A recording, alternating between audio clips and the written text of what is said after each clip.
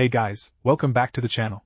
This is a story about what if Naruto is Makarov's grandson in Fairy Tail. Before I start, please support for more amazing content, and do consider subscribing to my channel and share this video with your friends. This is written by LordVanity and link in description and support writer. Let's start the video. Irresponsible grandson, you old fool, you have to retire as master. Poorly Yusuka, an elderly pink-haired woman, who was one of Makarov's closest friends, snapped at Makarov Dreyer, the master of the famous fairy tale. Nonsense. Makarov told the pink-haired woman, I feel fine, just a bit stressed. He stated, even though he felt more than just stressed. Just a bit stressed? Fool, your entire body is ready to collapse any moment now. Poorly Yusuka stated as her face darkened, keep this up and you'll die, you old fool. I won't die with you by my side, the elderly man half-joked. Old fool, even I can't help you if you die, Makarov. You don't have to retire for good. Maybe 6 months to a year you can have Urza or Laxus take charge until then, the pink-haired woman suggested. She was looking out for his well-being. She didn't like most humans, but Makarov was one of the few humans she liked. Makarov sighed at her suggests, I can't, those children need me. They do. But at this rate you'll get really ill and die. For their sake I suggest you retire. But it is up to you if you want to die, Poorly Yusuka told the bald man. I guess you're right. I guess I really do need to relax. Her words had finally reached him. The elderly woman only nodded and Makarov continued, I guess I'll have to think about who will be the new part-time master. Makarov was at Fairy Tail. He was standing on the counter of the guild bar where Mirajane usually worked at. He was watching as his children fought against each other, as they joked with each other. He had seen most of them grow up into fine young men and women. He couldn't be more proud at his children. This is only temporary, Makarov. It is not a goodbye. It is a see you, Makarov thought with a sad smile. It was time to tell them the news. Listen up! The old man yelled. Everyone heard Makarov and suddenly stopped what they were doing. A wave of silence hung in the air for a good minute or so before Makarov bluntly said, I am retiring as guild master. What? Was the suddenly outburst of everyone in the guild. Some who were even drinking booze spit out the booze in shock, yes, including Kana. This is a joke, right? Gray quirked. Is Fairy Tail disbanding? Elfman asked. There was fear and worry in his voice. Makarov shook his head at Elfman's question. I am retiring because my health isn't good at the moment, and if I want to live to see the next generation of Fairy Tail I'll have to retire for the time being, so until then, someone else will be master. A wave of relief rushed through the guild. It was only a temporary situation. Their master would probably just go on a vacation. Everyone needed a vacation once in a while. The whispers of who would become the part-time master suddenly became the new topic of the guild. It'll be Urza for sure. Natsu Drang grinned. It'll probably be Laxus.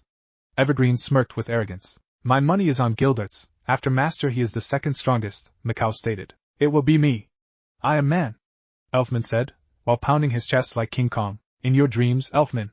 Gray told him. Their muttering and whispering was interrupted by Makarov. I still have yet to come to a final conclusion on who will be the new part-time master while I am away. But let us not worry about that and let's party. Makarov roared while everyone began to cheer. One day later. Oi, old man, why did you call us here for? Naruto Uzumaki asked his grandpa as the Uzumaki and Laxus stood before Makarov. Currently they were on the second floor of the guild, inside a room with many beds inside. Because one of you will be Fairy Tail's new guild master, Makarov replied whilst looking at his two grandchildren. I just want to hear something from you two before I make my final decision. That'll be me. Laxus smirked cockily. I'm not even a Fairy Tail mage. Naruto stated with a confused look on his face. Has your old age finally caused you to become insane? Do you want me to take you to a retirement home or something? Naruto asked the old man. It wouldn't be fair if he became master.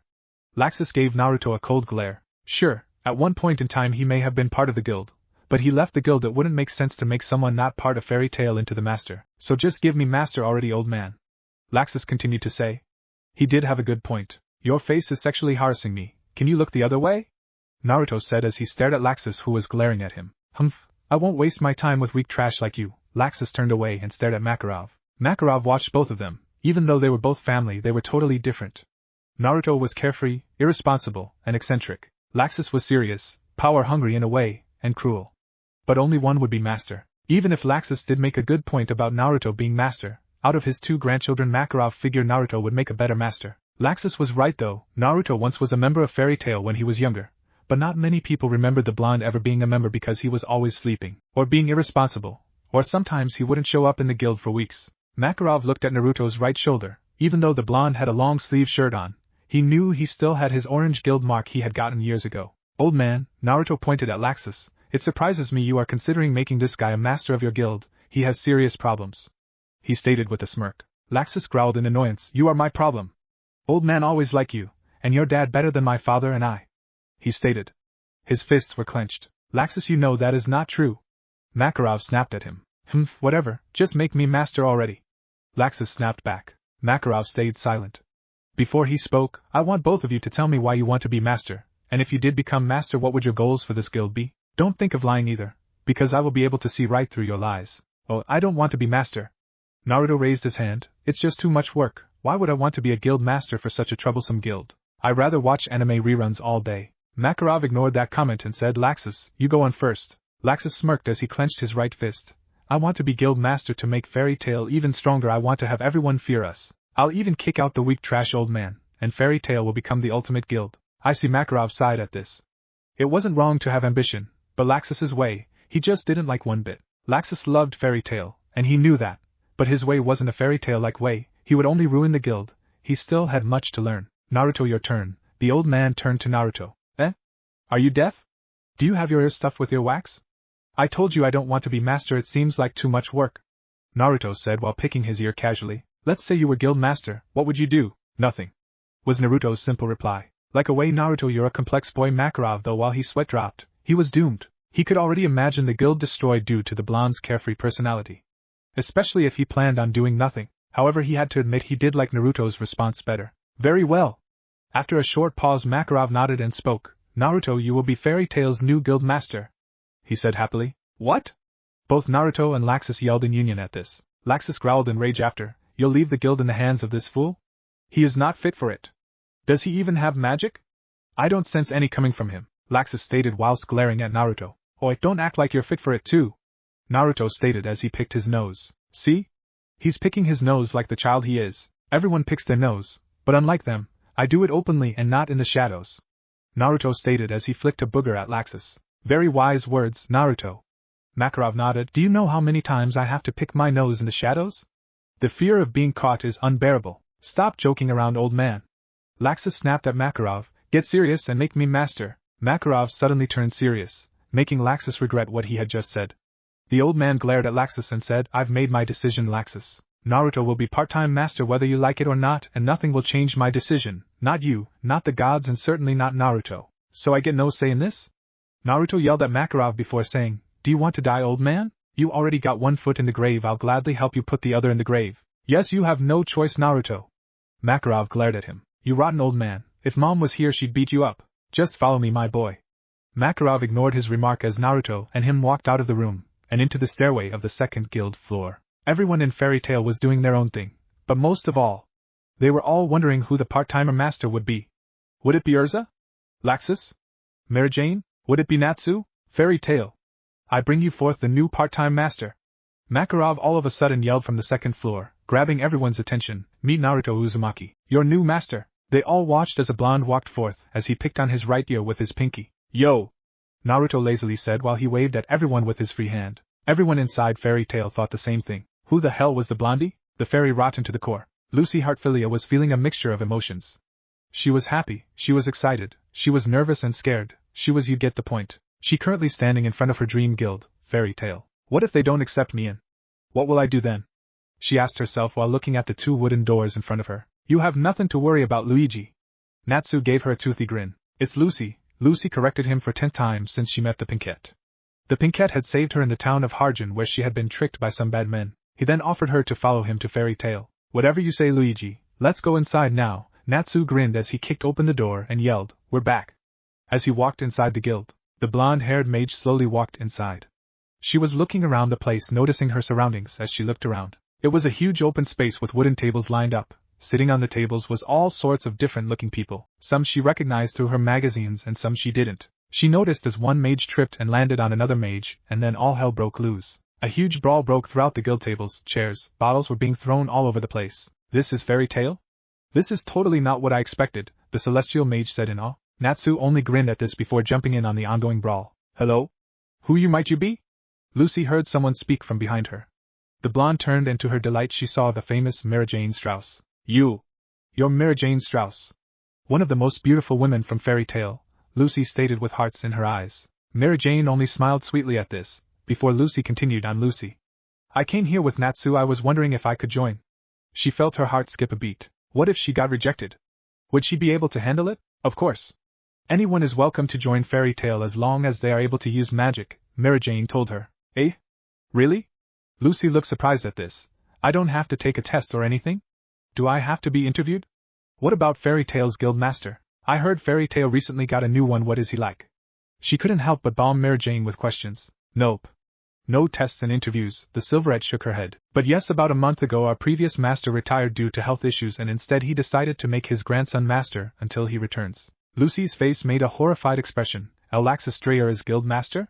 She had heard all about Laxus Dreyer. What she had heard was that he was a power-hungry who wished to kick every weak Fairy Tail mage from the guild. She wasn't necessarily strong, so this worried her. You have nothing to worry about, Mary Jane assured her. Laxus isn't the current guild master. The current guild master is Naruto Uzumaki. Oh, here he comes from a council meeting. Lucy quickly turned around and saw a spiky blonde-haired man walk into the guild. He was around 6 feet tall, had tan skin, the most beautiful and bluest eyes she had ever seen.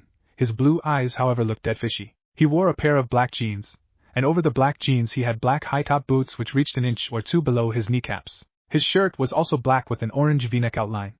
Over his clothes he wore a blue summer yukata with orange butterflies all over the place. His right sleeve hanged, leaving his entire right arm free to grab the bakken which hung by his black belt buckle. This will pretty much be his outfit throughout the story unless I change it. I made it similar to Jintoki's from Gintama. Whoa, he's so handsome, Lucy couldn't help but say. You'll see past that handsomeness once he opens his mouth, Lucy heard a brunette say before the brunette drank from a large barrel of booze. Naruto is our very own local asshole. She grinned after she finished drinking from the barrel. Naruto! You asshole! Fight me! Natsu suddenly yelled while charging at the blonde.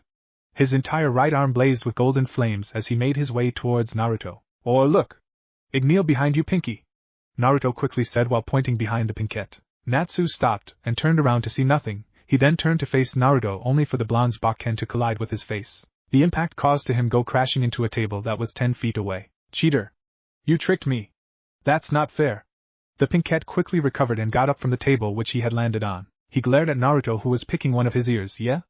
Well, life isn't fair, bubblegum, the blonde said lazily before gaining a serious look on his face. That's the first time I've seen him with a serious look on his face, Elfman stated. Me too, Wakaba gulped. What do you expect?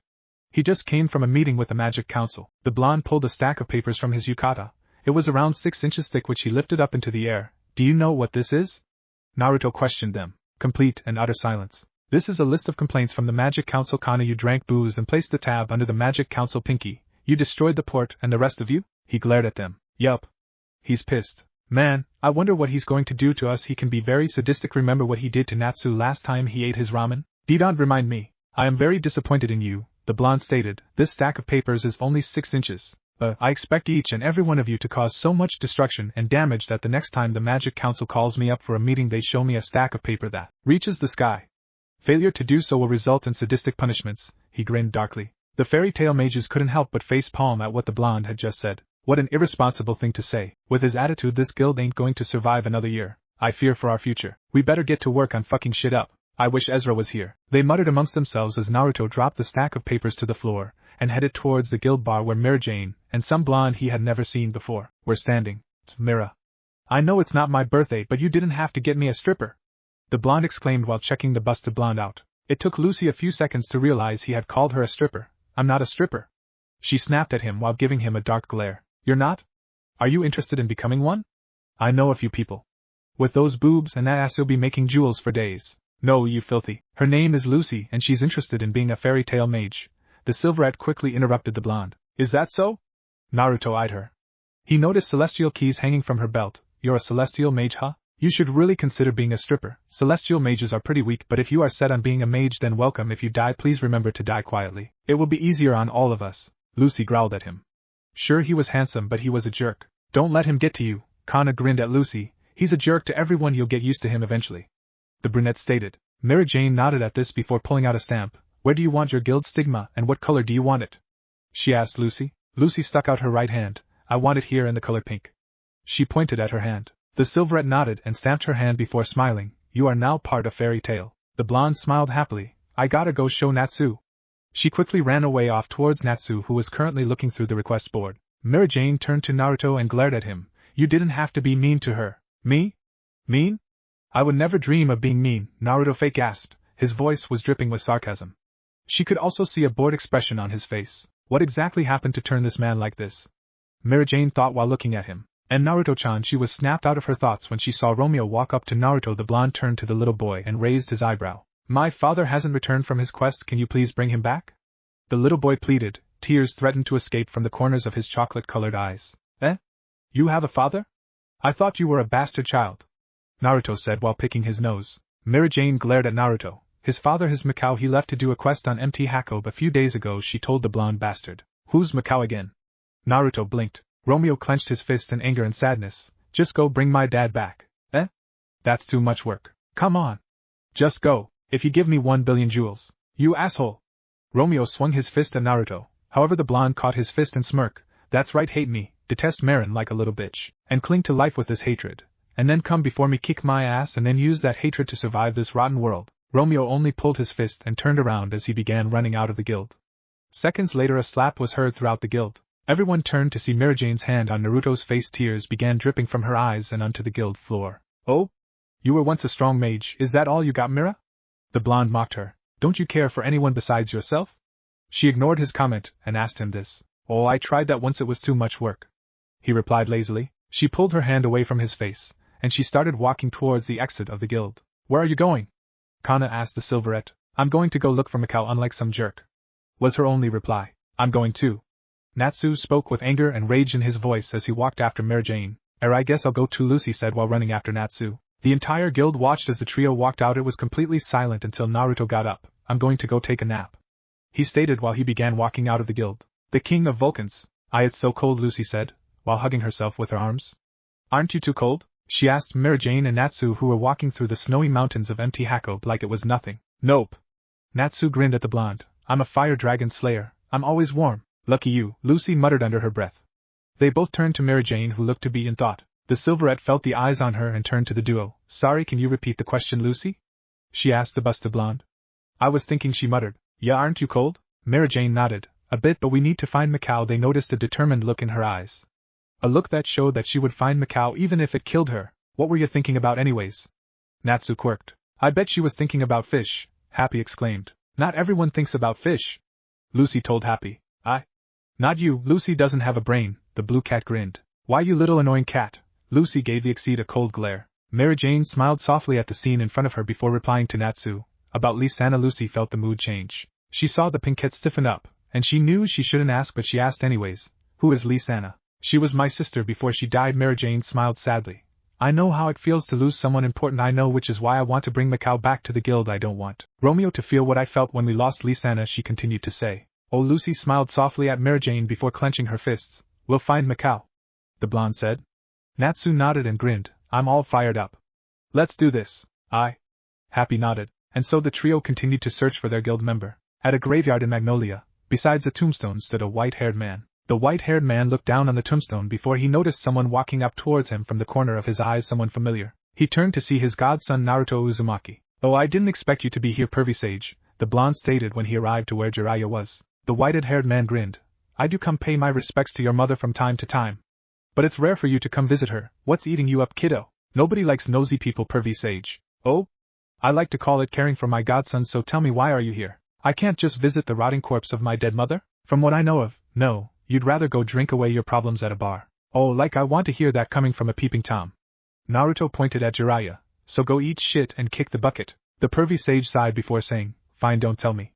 I heard you became guild master of Fairy Tail. It must be amazing, all those hot young babes.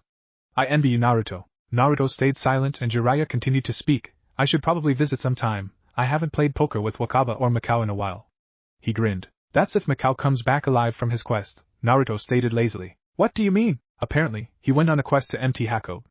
His son wanted me to go get him, but I refused. It's too much work, the blonde admitted. Like if you don't want anyone you love to die, protect them yourself, yes? I hope he's okay. Jiraiya looked thoughtful. It's currently mating season for the Vulcans over there. They become very aggressive if they don't find mates. There aren't many female Vulcans as well, so those aggressive male Vulcans end up wanting to have sex with anything that moves, man, woman. It's quite fearsome, especially when they stay in huge packs. Naruto felt the blood drain from his face. Why, you don't say? Jiraiya nodded hopefully. Mikao returns with his rear perfectly fine. That's if he returns at all. I have to go take shit, Naruto suddenly said as he began to run off. Shit!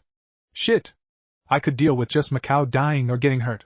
But at this rate Natsu is going to get ass fucked along with Mary Jane and the blonde bitch. If they end up dead, I'll have to pay for the funerals and I'll have to deal with crying from Fairy Tail, and Makarov will end up killing me. Fuck, the blonde thought while he began running towards Mt. Jacob. Things were not going well with the trio who was looking for Macau. The trio was currently surrounded by hundreds of white-furred Vulcans who were eyeing the trio like they were pieces of hot meat. The pink-haired woman has nice ass. Me want her. No. I want the pink-haired woman. Me want Blondie. I guess I'll take the one with the red pretty dress, hee hee hee. What about me? Me want one too. You take Blue Cat. We take turns mating, okay? The Vulcans all spoke amongst themselves. The trio began feeling very uncomfortable hearing them speak. Natsu however yelled, "Hey, I'm not a woman," as he charged at a random Vulcan, Fire Dragon's fist. He yelled while aiming from the Vulcan's face. The Vulcan only grinned darkly and stopped Natsu's fist. He stopped Natsu's attack like it was nothing. Lucy stuttered out, "Natsu! Behind you!" Mary Jane shouted as she watched a Vulcan swing at the pinkhead's head from behind. Before Natsu could do anything, the Vulcan landed the punch, making the Dragon Slayer go unconscious. Lucy reacted quickly and tried grabbing her celestial keys only for them to fall on the snow below her. Shit! She cursed while dropping to her knees to look for them. She quickly grabbed them, but at the same time a Vulcan grabbed her and threw her over its shoulders. "Let me go!" Lucy yelled while moving her body. "No, me take you home. You have babies with me." The Vulcan grinned darkly. Mary Jane watched as her friends went down one by one, and she couldn't help but began shaking. It had been a while since she used magic hell. She had lost her will to fight after Lysana died. She tried getting away, but the white-furred Vulcans only grabbed her. One groped her breasts, while another grabbed her arms and another her legs. "Is this the end?"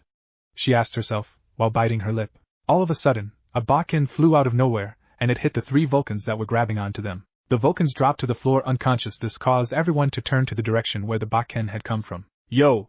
They turned to see Naruto waving at them with left hand while picking on his nose with his free hand. "And Naruto?" Mary Jane's eyes widened.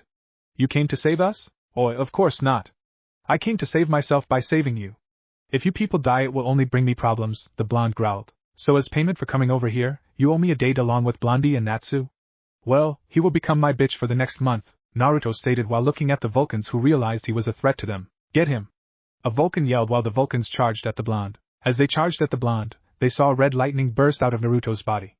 The blonde grinned sadistically before yelling, "Lightning Devil's Rage." He shot out a twisting beam of red lightning that blasted forward and hit half the pack of Vulcans who dropped to the floor dead. The remaining Vulcans felt their jaws drop to the floor as they saw the lightning surrounding Naruto take the form of a skull. "So who else wants to die?"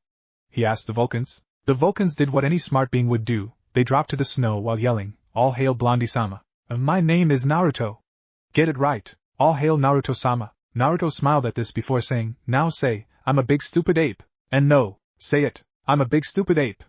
The Vulcans did as told.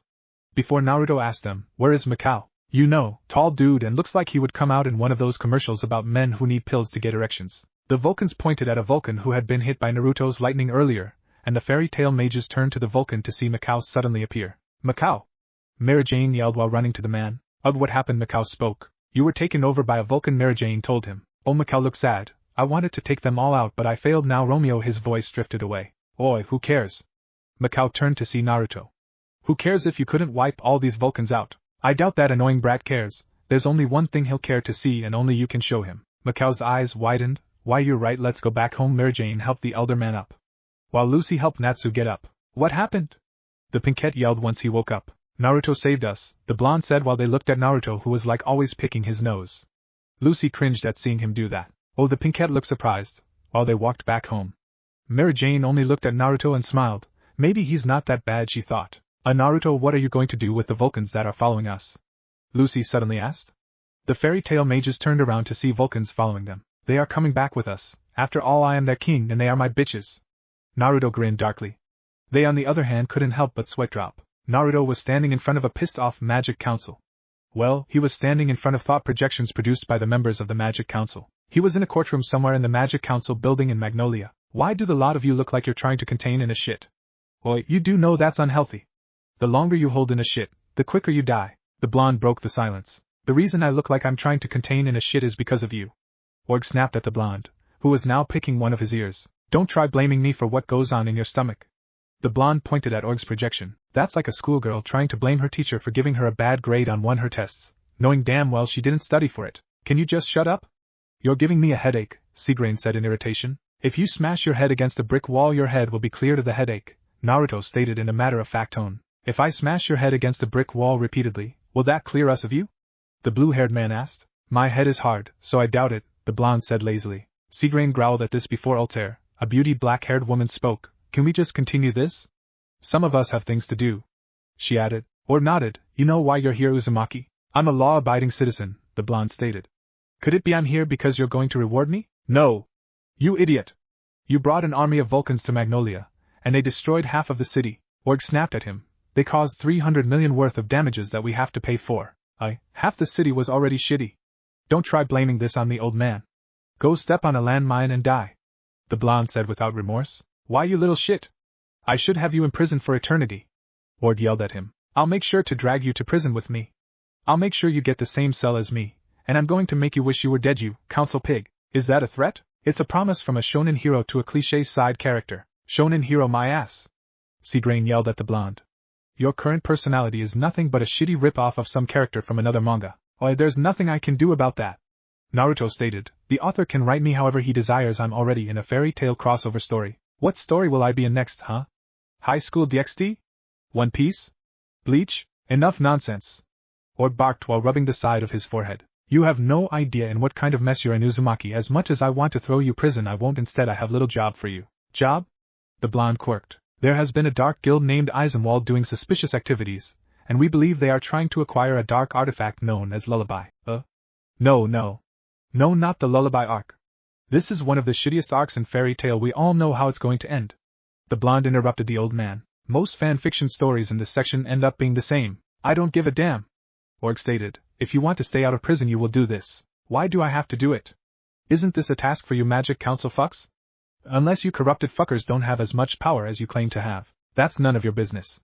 Now leave, and we expect results soon. Yeah, the blonde shrugged his shoulders as he began walking away. As soon as he was gone, Org turned to Altair. Keep an eye on him. I want to know how powerful he is, and just what exactly he's about. Walking through town was none other than Urza Scarlet, who had returned from a quest at last. It was a quest which consisted of her slaying a monster terrorizing a village. As she walked through the city she noticed various places of the city destroyed. She hoped the damages weren't caused by anyone from Fairy Tail. She continued to walk through the town until she arrived to Fairy Tail. She opened the door to see everyone doing what they usually did. Ezra? She turned to Natsu to see him grinning. You're back. Red-haired beauty smiled. Yes. At last.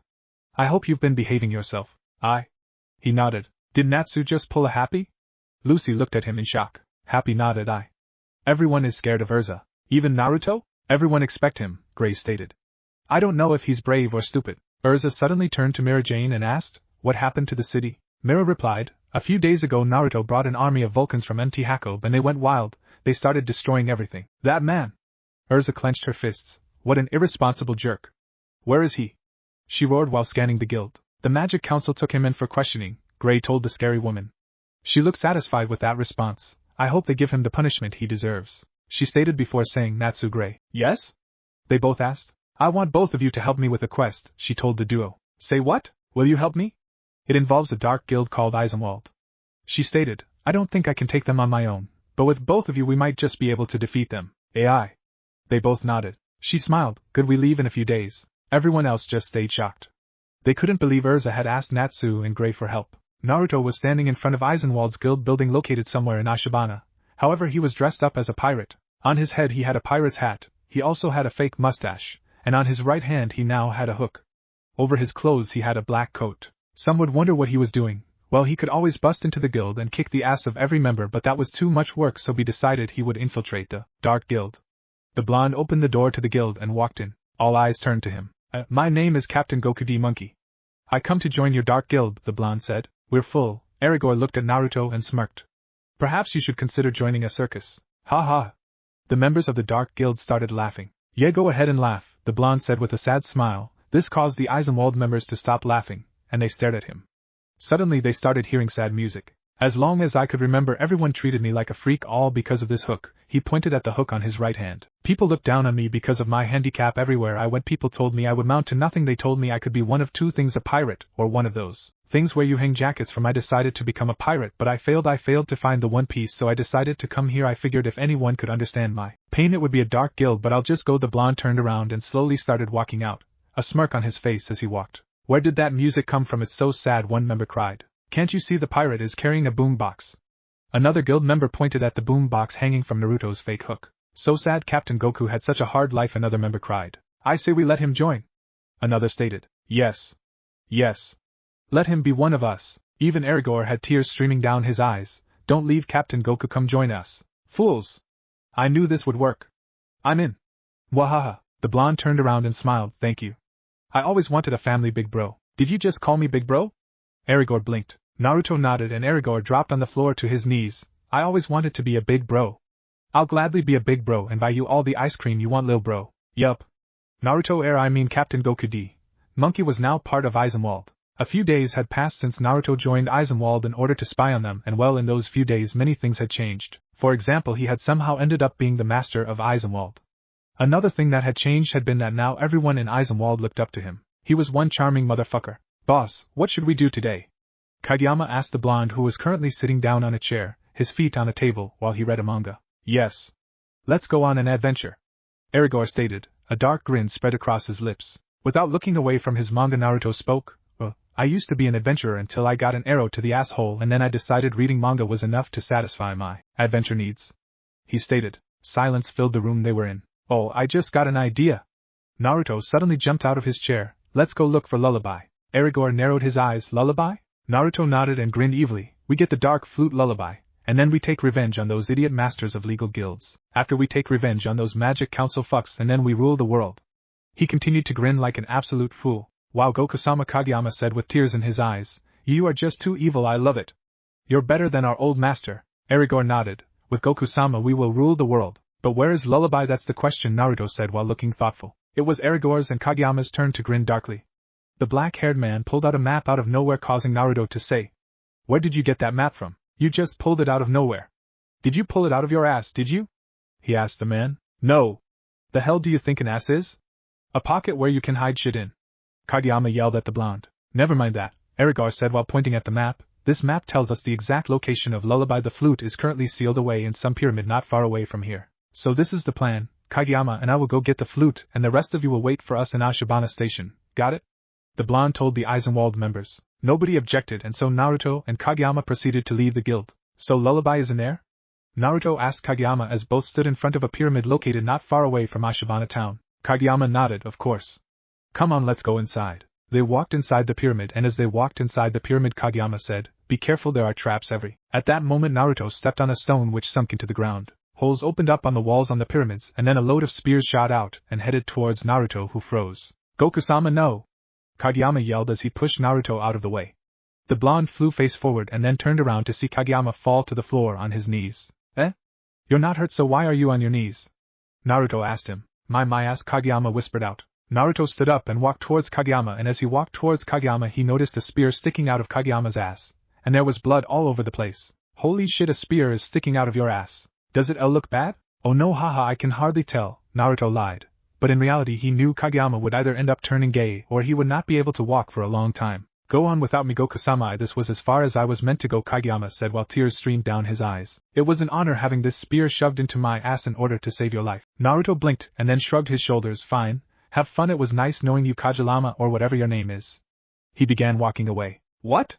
You're gonna leave me to die here? You told me to go on without you. I said that for dramatic and emotional effects.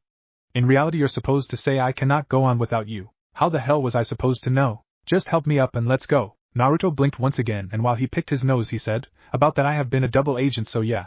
Have fun living with a spear in your ass. He proceeded to walk away. You bastard, how dare you? You will not get away with this. Kageyama yelled as Naruto stopped walking and tilted his head to the side. I am Captain Goku D, monkey savvy? He grinned like an absolute fool before walking away. After wandering around through the pyramid and avoiding hidden traps, the blonde at last arrived to a room where Lullaby was floating. He eyed the Lullaby and said, I thought it was sealed, I guess it was bullshit. He walked up to the Lullaby and grabbed it. The moment he grabbed the stupid flute, the entire pyramid started shaking and then the roof began collapsing down on him. Shit! I have to get out of here, he said as he ran out of the room. While ran throughout the pyramid he avoided chunks of roof falling down on him. He ran until he saw the exit of the pyramid, and as he ran towards it something grabbed him by his ankle, causing him to fall down face first. I will not let you leave. You're going to hell with me, mwahaha. He turned around to see Kageyama grabbing his ankles. Oi, go to hell alone. Naruto yelled while trying to pull away. You will die with me, bastard. Double suicides aren't popular anymore. Go die alone. Naruto said while kicking Kageyama's face. Even so, the black-haired man would not let go. So he continued to kick the man's face until at last Kageyama let go. The blonde quickly got up and ran out of the pyramid. The moment he exited the pyramid, it crashed down completely into the ground. He sighed in relief and looked at Lullaby as he grinned darkly before he walked away. Next stop, Ashibana Station. Chapter 6, Suck It Magic Council. Naruto sat comfortably, as the train he was in took him to Ashibana's train station. The blonde quietly read a manga as he waited for the train ride to be over. His deadfish eyes suddenly widened as he read the manga. Main characters can die. Oh, I gotta be careful, he said out loud. He continued to read his beloved manga when he got the urge to take a shit, so he got up and walked over to a bathroom when he saw Team Natsu on the train. Urza at that moment managed to spot him along with Lullaby hanging loosely from his coat pocket. That man has Lullaby. She stood up and pointed at Naruto, as Lucy, Gray and Urza ran towards the blonde who stood still. Natsu got knocked out by Urza. Hand over Lullaby and turn yourself in. Urza snapped at him as she pulled out her blade and pointed it at his neck. Who are you supposed anyways? Gray quirked. I am Captain Goku D. Monkey and I will become Pirate King, the blonde stated. Apparently they couldn't tell it was him Naruto. Ha! Goku? Goku would never side with a dark guild, you're just trying to be a rip-off of him. Urza laughed, her blade still not leaving his neck. Lucy looked at him closely and realized it was Naruto. Hey, that's Naruto! She exclaimed. You're not as dumb as you look, funbags. Naruto smirked while taking off the fake mustache and removing the pirate hat on his head. Lucy glared at him for insulting her but said nothing. Eh? Naruto? What are you doing here? Gray and Urza asked in union. That shitty magic council wanted me to take down Eisenwald, so I decided to infiltrate the guild. Get Lullaby, and I was just about to go defeat them in Tacoma, but since you guys are here then my work is done, he stated while picking his nose. So you bitches head over to Ashibana Station, kick their ass, and I'll go get strawberry milk. Before they could do or say anything, the blonde disappeared in a flash of red lightning. That irresponsible man. How dare he do a half-assed job? Urza growled as soon as he was gone. What else can you expect from that lazy bastard? Gray asked her while sighing. At least he has Lullaby, so all we have to do is defeat the dark mages in Ashibana Station, Lucy said while sighing in relief. Oh, you stupid flute, wake up! Naruto yelled while swinging the Lullaby flute against the brick wall. The blonde-haired guild master was actually inside an alley as he stared at the Magic Council building in front of him. What the hell do you want, you filthy human? If you're not going to play me then fuck off. Lullaby began glowing as it spoke to Naruto. Naruto quickly dropped the flute to the ground below and stomped on it. That's not way to talk to the great Naruto-san, you piece of rotten wood. The blonde yelled while he continued to stomp on the flute. Okay. Stop stomping me, you filthy human. You're lucky I don't turn into my demon form and crush you like a bug. Lullaby growled at him. Oh? The blonde tilted his head to the side. I was wondering why you weren't turning into demon. Could it be you're scared of me being a devil slayer?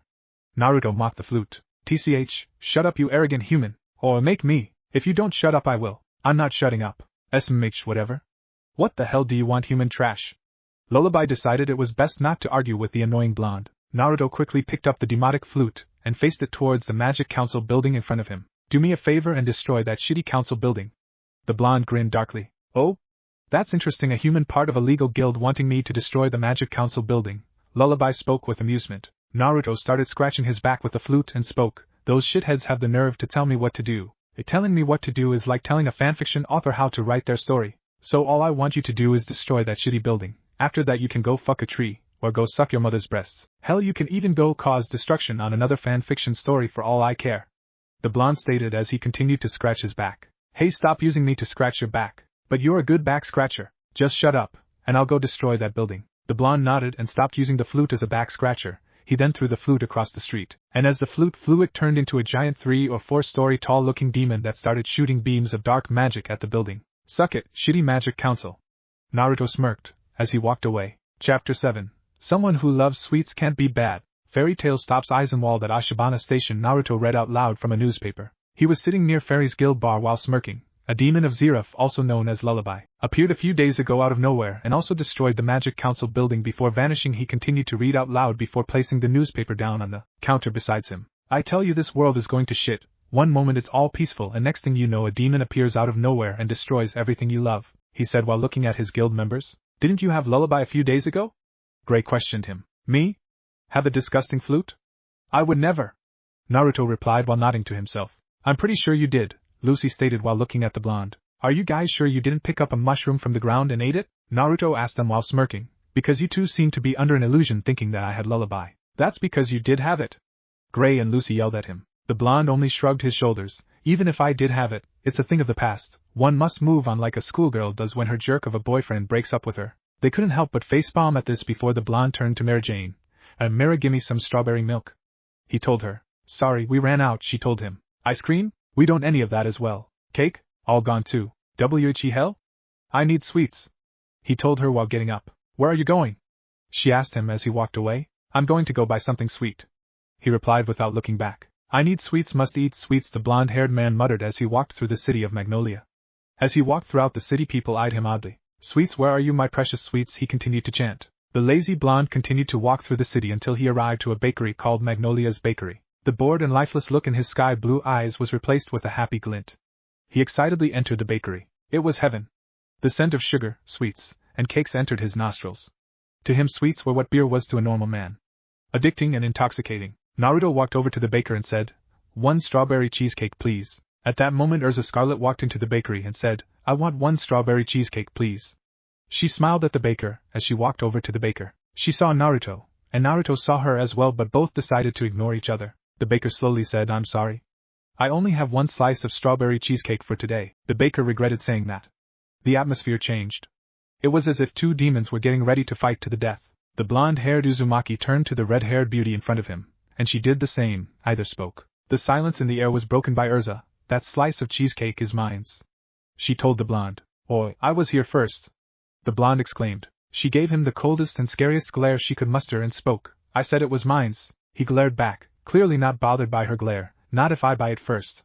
He turned to the baker and said, I'll buy the slice for 11,000 jewels. The redhead growled, No. I'll buy it for 12,000 jewels. Or, make that 20,000 jewels, 25,000 jewels, 30,000 jewels, and I'll throw in a One Punch Man manga, 33,000 jewels, and I'll give you my autograph. The baker didn't know which person to sell the last slice of cheesecake to.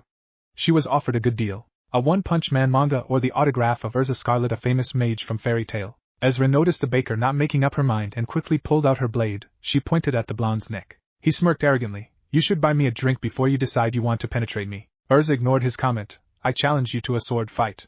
She saw the wooden katana hanging by his black belt like usual. She would win any sword duel. After all, nobody was better at wielding a blade than her. Oh? The blonde seemed surprised. She continued, the winner buys the other the last slice of cheesecake. The blonde leaned on her blade and smirked. Do you think that would be wise, sugar tits? I wouldn't want you to break a nail or anything. He mocked her. She glared at him. The one who should be worried is you. The blonde looked thoughtful before saying, I'll accept your challenge on one condition. Which would be, the loser also has to watch the winner eat the cheesecake. He smirked arrogantly. Deal. She smirked as well. Nothing would bring her more joy than eating cheesecake in front of the annoying blonde-haired man. Let's have this little duel outside. Once outside, they stood parallel to each other, a good distance of about 10 feet as they looked at each other. They were analyzing and studying each other before they made their move. Look, it's Titania. That's also Fairy Tail's new guild master. What are they doing? I think they are going to have a little match. Oh, so cool, I want to watch. They heard the people around them speak, and before long they had a huge crowd of people surrounding them, and cheering either of them on. Urza only looked into those deadfish eyes of his, and then she saw him blink. She had to strike now. The redhead charged at him while swinging her blade. She was going to end this fast. She appeared in front of him as her blade made its way towards his neck. He swiftly ducked and kicked her ankles, causing her to fall backwards. She looked up to see his bakken smashing down on her. She rolled out of the way and stood up only for the blonde to appear in front of her with his swinging blade. She didn't have enough time to duck or dodge, so she blocked the attack. Wood hit metal and she flew backwards. The crowd of people moved out the way as she crashed into a brick wall. Once again the blonde appeared in front of her. His wooden katana pointed at her neck as she looked at him. You lost, he smirked, giving her the arrogant look she hated. She growled as her grip tightened on her blade. She swung it at him while yelling, I'm not done yet, you bleached blonde. He didn't even move. She looked at her blade to see the entire blade gone minus for the handle, which she was clearly holding. She looked back to where their blades had collided to the blade on the ground, and she felt her eyes widened in surprise. I lost to this man just like that. Not only is he fast, but he has pure raw power, damn you, Uzumaki.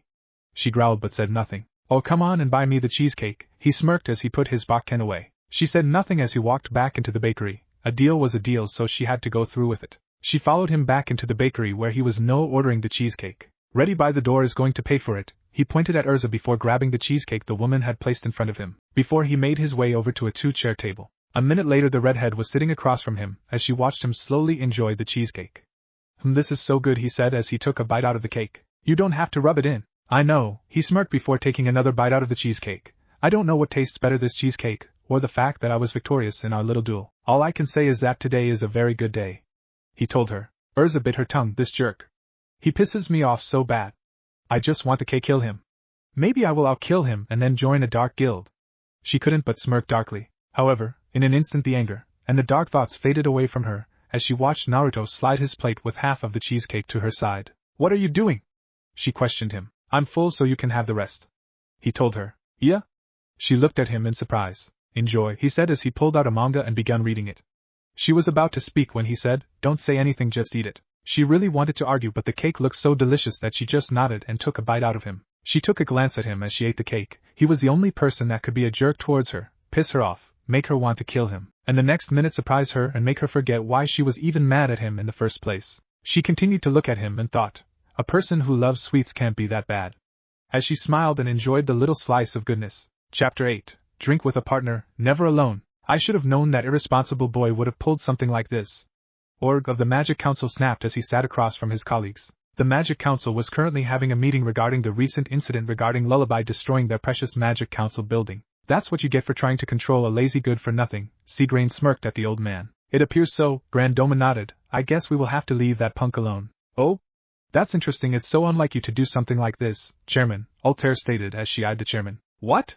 Org said with wide eyes, that boy will not be punished? That brat is allies with that old fool Jiraiya. If he did something like set Lullaby on our building without in regard for consequences, that's because he knows he can use Jiraiya against us with his spy network. He probably has enough dirt to get the king to shut us down. Oh, Naruto Uzumaki, you win this round, the chairman thought while scowling. I'd rather not deal with idiots, Grandoma said before turning to Altair. Anything else about Naruto? No, she shook her head. Other than a little date with Urza Scarlet, he hasn't really done anything. She continued. I see. The chairman nodded. Very well. Don't stop keeping an eye on him and report to me if you see anything suspicious, got it? She nodded at him and he stood up, meeting dismissed. It was another normal day at Fairy Tail. Well, as normal as they came, because Fairy Tail days really weren't normal. Everyone was doing their own thing, from drinking, to gambling to even fighting. Yup, just another Fairy Tail day. Urza! Fight me now!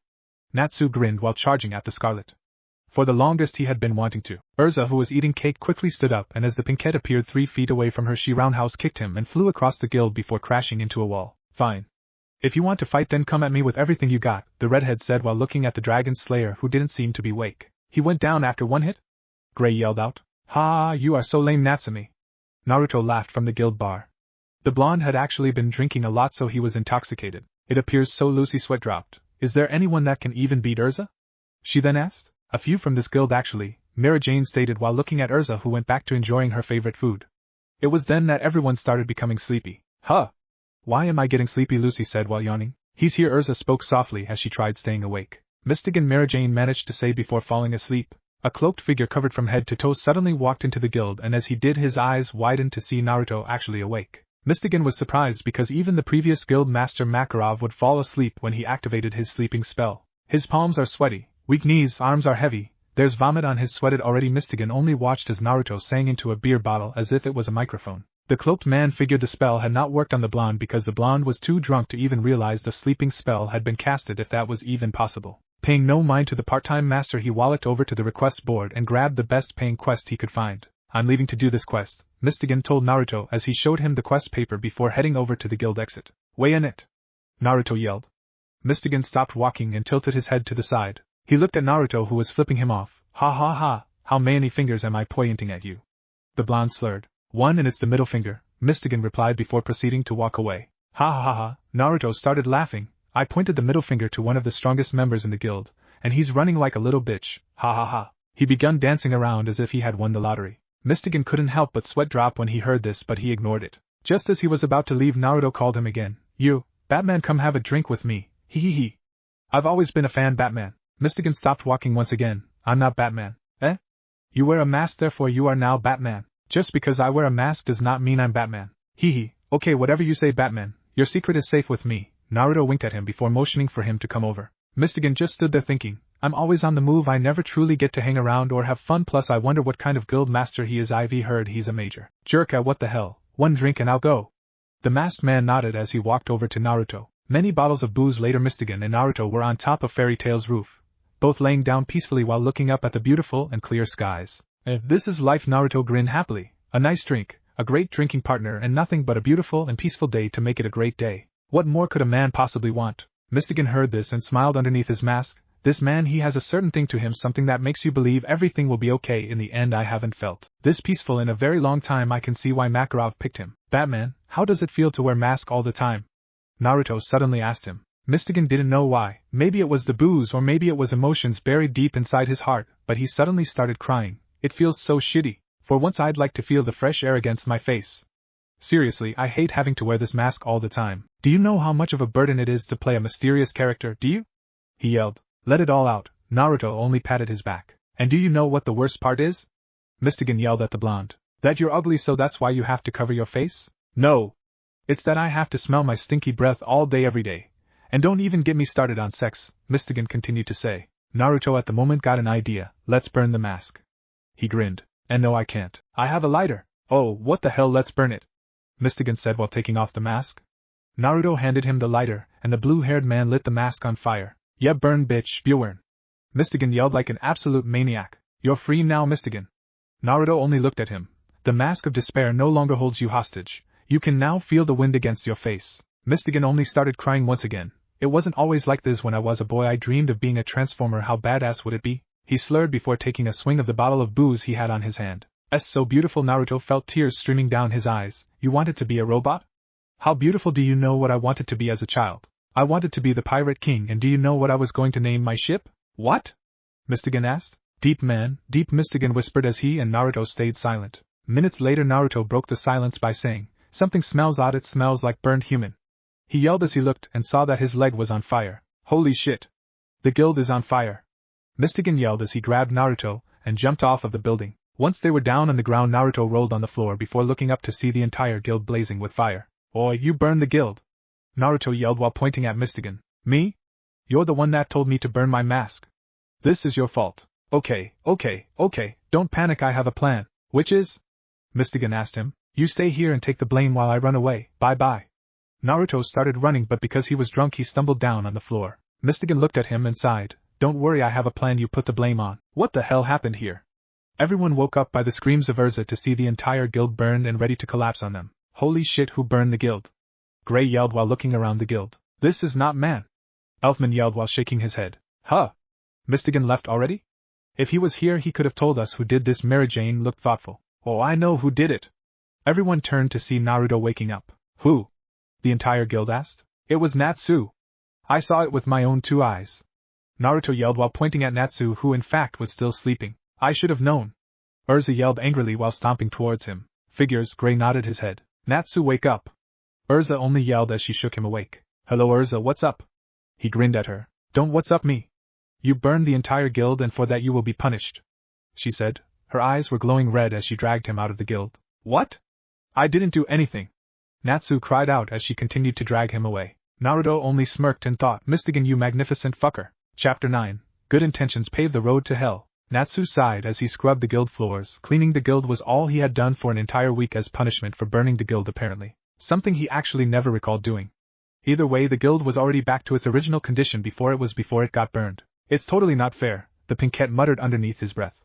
I haven't done a single quest all week and all this cleaning is boring, he complained to himself. Everyone was doing their own thing while he scrubbed the floor as if he were some Cinderella. You've missed a spot, he heard Laxus say, so he looked up at the guild's second floor to see Laxus smirking down at him before spitting on the floor a few feet away from him. If Natsu was Cinderella, then that made Laxus his evil half-sister. You bastard, come down and fight me, Natsu growled, as he glared at the blonde-haired man. Why don't you come up here instead? Laxus continued smirking at him. As a matter of fact, I will. The Pinkette rushed towards the stairs that lead to the second floor, but as he did, Urza appeared out of nowhere and kicked him. He crashed into a table which he ended breaking.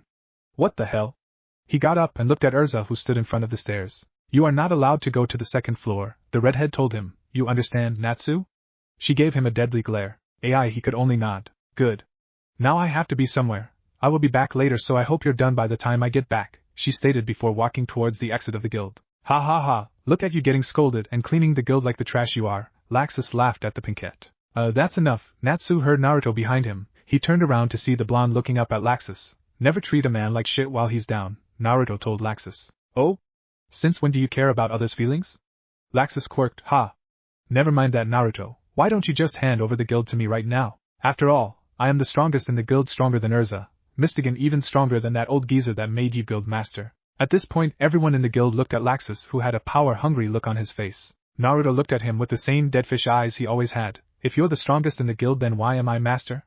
Naruto smirked at him. That's because you're the old man's favorite. Laxus looked infuriated. Boo-hoo, how sad and tragic, right? Naruto said, his voice dripping with sarcasm. Humph. Just watch your back, I'll be taking the guild for myself soon enough. Laxus threatened him before vanishing in a flash of yellow lightning. Ha ha, that was kind of cool. Naruto turned to see Natsu grinning at him. I don't think he would have stopped bothering me if it wasn't for you, he stated. The blonde only shrugged his shoulders and walked away. It was the least he could do for placing the whole burning guild blame on the pinkette. Why can't Natsu go to the second floor anyways? Lucy turned to Naruto. The blonde had sat down at the guild bar like usual next to the celestial mage. The second floor of this guild is like a strip club. You can't enter it unless you're of age, but in this case you need to be an S-ranked mage. Also in this case you got a cherry boy who wants to lose his virginity as soon as possible. He replied to her while looking at Natsu. I really have no idea what you are talking about right now. Lucy's sweat dropped. Oh yes, the second floor is where the S-ranked quests are. They are extremely difficult, and the chances of death are very high. Lucy turned to Mirajane, who handed a cup of strawberry milk to Naruto, who gladly took it from her. So it's better not to do them. Mirajane smiled at Lucy. A few hours later the guild wasn't that full of people, so Natsu made his way to the second floor. He would take a quest and do it. Natsu grinned like he had won the lottery as he stared at the request board on the second floor of the guild. He looked over through the quests and picked the one with the lowest pay, which was 7 million jewels. Hee, I'm sick of stupid guild chores. It's time to do an awesome quest like this one. The pinkette grinned as he looked at his quest paper. Happy nodded. Come on, let's go get Lucy. Natsu proceeded to run down the stairs, but was jerked back by someone who grabbed his arm and snatched the paper from him. He turned around to see Naruto looking at the quest paper. The pinkette clenched his fists and gritted his teeth. Damn it, I thought I was gonna be able to get away with the quest, but I bet Naruto will just put me back to doing guild chores now, he thought. Natsu, wanna have a bet? He was snapped out of his thoughts by a smirking Naruto. What kind of bet? Natsu asked him. It's simple. If you can finish this quest in 3 days, I'll give you my favorite manga, but if you don't, you have to give me the 7 million payout. Naruto's smirk got wider. Say what? You'll actually let me do the quest? Natsu's eyes turned wide. Naruto shrugged his shoulders. I don't see why not. Just don't forget to take Gray with you. I can do this without Stripper. Oh, I know, but then he'll start bitching at me for not letting him go. This is the only offer you have, take it or leave, the blonde said while picking on one of his ears. I'll do it, and I plan on being back before 3 days, Natsu grinned excitedly. If you guys die, make sure your bodies are never found. It'll be less trouble for me, was the only thing Naruto said before Natsu ran off happily. 1 day later, it was quiet, very quiet. The entire guild was filled with silence, weird and awkward silence, and nobody knew why it was so quiet until it clicked on Urza. Where are Natsu, Lucy, Gray and Happy? The redhead asked the entire guild. Now that you mention it, I haven't seen them since yesterday, Kana stated. Same here, Mikao nodded. I saw Natsu on the second floor yesterday. Everyone turned to Laxus, who was smirking. He was with Naruto, who sent him on a S-class quest. Ha ha ha, that punk went to his death. Naruto, you actually sent Natsu on a S-class quest? Urza turned to Naruto, who was sitting in the corner of the guild reading a manga. The blonde, without turning away from his manga, nodded. How could you do something so stupid and irresponsible? Urza stomped her way over to the blonde. She pulled out her blade and sliced his manga in half. And oh, I was reading that. What's your problem, bitch? The blonde yelled as he stood up, giving Urza a dark glare. You're my problem. You've done it now. You've sent Natsu and possibly Lucy, Happy and Gray to their deaths. Urza gave him a glare of her own. Naruto shrugged his shoulders. They'll be okay. The blonde picked on one of his ears. I wouldn't have allowed him to do the quest if I didn't believe he couldn't do it, he admitted. Urza was actually taken back by his response, but she shook her head. No, you probably also allowed him to do the quest because you knew he'd take Lucy and Gray. That way you could sit back and relax, enjoying the peace and quiet. That too, he admitted shamelessly. But if you're really worried about them, go after them and mother them, because that's all you seem to do, mother people. Stop being an uptight bitch, he told her. I am not an uptight bitch, she snapped at the blonde. Yeah, you are. You can never let simple things like this go. I can so let things go. So you can, he said sarcastically. Yes, I can. Okay, then let this conversation go. I am letting it go. Then shut up and let it go. I have let it go. Yeah, he rolled his eyes. Now go be their mother if you are so worried. Oh, and make sure you get cursed and stay on the island forever. He continued. I will go, but I will not give you the satisfaction of staying here enjoying your peace and quiet while the rest of us are out there putting our lives at risk. You are so coming with me, Naruto Uzumaki, she told him. The blonde blinked before he started laughing. Ha ha ha. Last time I checked I was guild master and you aren't. There's no way you can make me do anything, he smirked at her. Yes, I can, she smirked back. How the hell did this happen? Naruto asked himself mentally as he wiggled. He had forcefully been tied up and then taped up by Urza before being dragged into a pirate ship that was headed to Galuna Island. He looked at Urza, who was looking out in the sea, a soft smile on her face. MMHNMMMHMHN. The blonde said as he shook. He was trying to grab her attention. Urza turned around and looked at him. She walked up to him and crouched down. I'm going to remove the tape and untie you only if you promise me to behave. He nodded slowly. She nodded back and quickly removed the tape and rope from him. The moment she did so, he stood up and glared at her. That was uncalled for, you uptight bitch. Stop whining. This is your fault. You wouldn't have to be dragged here forcefully with me if you hadn't sent Natsu on a S-class quest. She roared at him. Whatever. He shrugged lazily and walked towards the rails of the pirate ship. He stopped and stood there looking out into the sea just like Urza had done earlier. The redhead looked at him and sighed. She walked over to him and stood beside him. Neither spoke nor did they look at each other until minutes later she broke the silence. Listen, I am not an uptight woman, I just don't want to lose those precious to me, she explained to him. He didn't say anything and she continued. You see, when I was a child I was locked up. She bit her bottom lip. She was going to try and tell him about her past but she couldn't. Oh, I frankly don't care. He turned to her. If you want to protect those you love, then do it, just don't drag me into it, but since I'm here I might as well help you, which is really troublesome. He mumbled the last part. Urza only smiled at this. Thank you. The blonde only gave her a simple nod as the pirate ship sailed to the Curse Island. By the time the pirate ship arrived to Galuna Island, a day and night had passed. They looked at the shore of Galuna Island to see Lucy. Yeah, Lucy, and she seemed to be fighting a woman. The blonde-haired woman knocked out whoever she was fighting, and then out of nowhere a giant mutant-looking rat popped up in the sky and it was falling down towards Lucy. She's not moving, Urza said while looking at the rat crashing down towards her. The rat will flatten her like a pancake. She clenched her fists. Don't worry, her boobs will protect her, the blonde next to her said lazily. Now is not the time for jokes like that. We need to go save her. Urza jumped out of the pirate ship and ran towards Lucy. As she ran, she jumped up in the air while pulling out her blade and she hit the rat.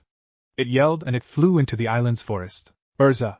Lucy looked happy to see Urza, but then her happiness was replaced with fear. What are you doing here? Why, you came to punish us? She asked fearfully. Yeah, Urza-chan, why are you here? Lucy turned to see Naruto walking towards them. Naruto, you came too? She looked surprised. I was dragged here by a demon. I was forced to come here unwillingly. Stupid demons that force people to do shit they don't want to should just go die, he told Lucy. Urza heard this and glared at him. The demon is glaring at me right now as well, he said while blinking. Urza then gave him a look that said, I will deal with you later. Before the Scarlet turned to Lucy once more. I have come to help, she told the blonde. Lucy's eyes lit up. Ah, really? Why, you are not going to punish us? Urza looked at Naruto and said, Naruto gave Natsu permission to do this quest, so I don't see a reason to punish you guys. If anyone deserves to be punished, then it should be Naruto, and he's currently serving his punishment by being here. You think being on an island next to two beautiful ladies is a punishment? Naruto asked the redhead, an arrogant smirk present on his lips. Urza had nothing to say to that, so she ignored his comment and questioned Lucy. Fill us in. What is going on here? Lucy nodded at her. Well, the people on this island are turning into demons, and they said it was because of the purple moon in the sky, so we decided to check out the island, so we head over to a pyramid where we fall down into some underground cave, where apparently there's a demon sealed up by ice, and the person who sealed the demon was Graze. What are you trying to do here, Booby-chan? Just write us a book, Naruto interrupted Lucy. We don't have time to listen to this shit. He shook his head as he began walking away. Where are you going? Lucy and Urza asked him. I'm going to check the island out, he replied as he walked away. Fill me in as we walk back to the island village. There's a village, right? Urza asked Lucy. The blonde nodded and they began walking back to the village. Where am I? Gray asked himself as he woke. He woke up to find himself bandaged and inside a tent. He clenched his fists. Damn it, I can't believe I lost the lion, I have to stop him. He quickly got up and walked out of the tent. Gray, you're finally awake. He turned to his left to see not just Lucy, but Happy and Urza as well. He froze in fear when he saw Urza, but his fear quickly dissipated when he saw that she didn't look angry or ready to punish him. Lucy, sensing what he was thinking, spoke. Urza and Naruto came to help us out. Isn't this great? The blonde-haired girl cheered happily. Gray nodded slowly before asking, what happened to the village? Oh, Lucy looked at the ground sadly. Last night the other mages tried killing everyone with some poisonous jelly acid, but thanks to Natsu no one got hurt, but the village couldn't be saved. That bastard lion! The ice mage growled. When he said he was going to eradicate everyone, I didn't think he'd actually do it. We have to go stop him at the temple before he revives the Leoria. But before that we have to find Natsu, Urza stated. Knowing Natsu, he's probably off at the temple trying to fight Lion, Lucy told Urza. Aye. Happy agreed. Urza nodded at this. Very well, we will head over to the temple. She then turned to Gray. You are hurt, Gray. Do you think you can fight like this? She looked slightly worried. Gray nodded. I won't lose to him again, he said with fire in his eyes. Let's go then, Urza said as the trio along with Happy rushed off to the temple in the forest. So you're the only one left, Toby? How scandalous. Lion sighed while looking at Toby, an odd-looking man who seemed to be part human and part animal. Don't tell anyone I injured myself, was the only thing Toby could say. Lion shrugged off his comment and spoke. I guess those fairy tale mages aren't as weak as they look. This may be a problem for us. The ice mage looked thoughtful. Indeed, not only do you have Salamander to worry about now, but Titania and that Naruto Uzumaki person who recently became Fairy Tail's new guild master, Zalti, a masked man stated as he appeared out of nowhere. Like usual, you're quick with information, Zalti, Lion said without a hint of surprise. But regardless of anything, there's nobody that can defeat me, Lion smirked while clenching his fist. Before anything could be done or said, the temple started shaking, causing Toby to fall down on the ground. Is this an earthquake? He asked his peers as he looked up at the temple to see runes falling down to the ground. No, wait, the temple is being tilted, Zalti stated while looking down at hole in the ground. Look down there. Zalti pointed at the hole on the ground. Toby and Lion looked down at the hole to see Natsu grinning mischievously while looking up at them. If this temple is tilted, then the moonlight won't be able to hit the demon down below. He grinned at them before fire started bursting out of his feet. He jumped up in the air as he used the fire as booster to fly up into the floor where Lion and his minions were. The fire slayer flew towards Lion and yelled, "Fist of the fire dragon." As he swung his blazing fist at the ice mage, he landed a punch on Lion's face only for Lion to turn into ice. An ice clone? Natsu's eyes widened. Behind you, he turned around to see the real Lion getting ready to attack him. Ice make, crows! Lion yelled as he created countless of sharp crows that flew towards the Pinkette. Fire dragons roar! Natsu blasted the crows with a roar of blazing hot fire before the destructive beam of fire headed towards Lion, who stood still. Ha! You've lost! Natsu grinned at this. There's no way you can counter my flames. Do you think I'll lose that simply? There is no way I can lose because I will be the man to defeat Delioria. Lion yelled as a shield of ice appeared in front of him. He wants to defeat Delioria? Natsu asked with wide eyes before laughing. Ha ha ha. You'll unseal a half-defeated demon just to fight it? You're such a weirdo, but that gets me all fired up. The Pinkette grinned while facing Lion. I'll do anything to surpass you are. Lion yelled at him. Then why don't you fight this UR person instead? Natsu quirked. Don't you know? Gray killed her. She was our elite teacher, and he killed her. Lion snapped at him. Natsu froze in shock at this, and Lion saw this as an opening to strike him. Ice make, dragon. He formed a giant dragon made of ice that crashed into Natsu before both the ice dragon and Natsu crashed into a temple wall. Natsu groaned in pain as he looked at Lion, who was smirking darkly. It's time for you to die, Salamander, he said before facing his palm at Natsu. Ice make, blast. A blast of ice shot out of the palm of his hand, and it headed for Natsu, who was unable to move. Ice make, shield. Gray at that moment brought a wall and landed in front of Natsu while shielding both of them from Lion's deadly attack. Flame Brain, I'll take care of him, Gray told him. Hell no, stripper. You lost to him last time, it's my turn to kick his ass. Natsu glared at him. You were just about to die, idiot. No, I wasn't, that was part of my plan. Bullshit. Oh, just shut up, Ice Princess. They started glaring at each other before Gray turned to Lion. You're right, Lion. I may have killed you, and this is probably my fault, so I've decided that I'm going to end this right now. He got into a familiar stance that both Lion and Gray knew all too well. That stance? Don't tell me you're going to use that spell, Lion said, his face and voice full of fear. Gray nodded. I'm going to end this, both you and I will die together. Ha! Lion only started laughing. You don't have the balls to do it. Ice, Gray yelled, but was unable to finish the spell because underneath the temple they heard a roar they could possibly never forget. Roar. The demonic roar was heard throughout the island, making everything shake. Delioria, both Gray and Lion looked at each other. But how was it unsealed? They asked in union as the temple shook. With Naruto, 10 minutes earlier, while his guildmates were out there fighting and saving the island or the world or doing hero shit, Naruto was underneath the temple looking at Delioria sealed by the ice. He felt the temple and ground shake and he spoke to himself. Natsu is probably fighting, idiots, who has time for that shit anyways? I'll just sit here and enjoy me a nice glass of sake.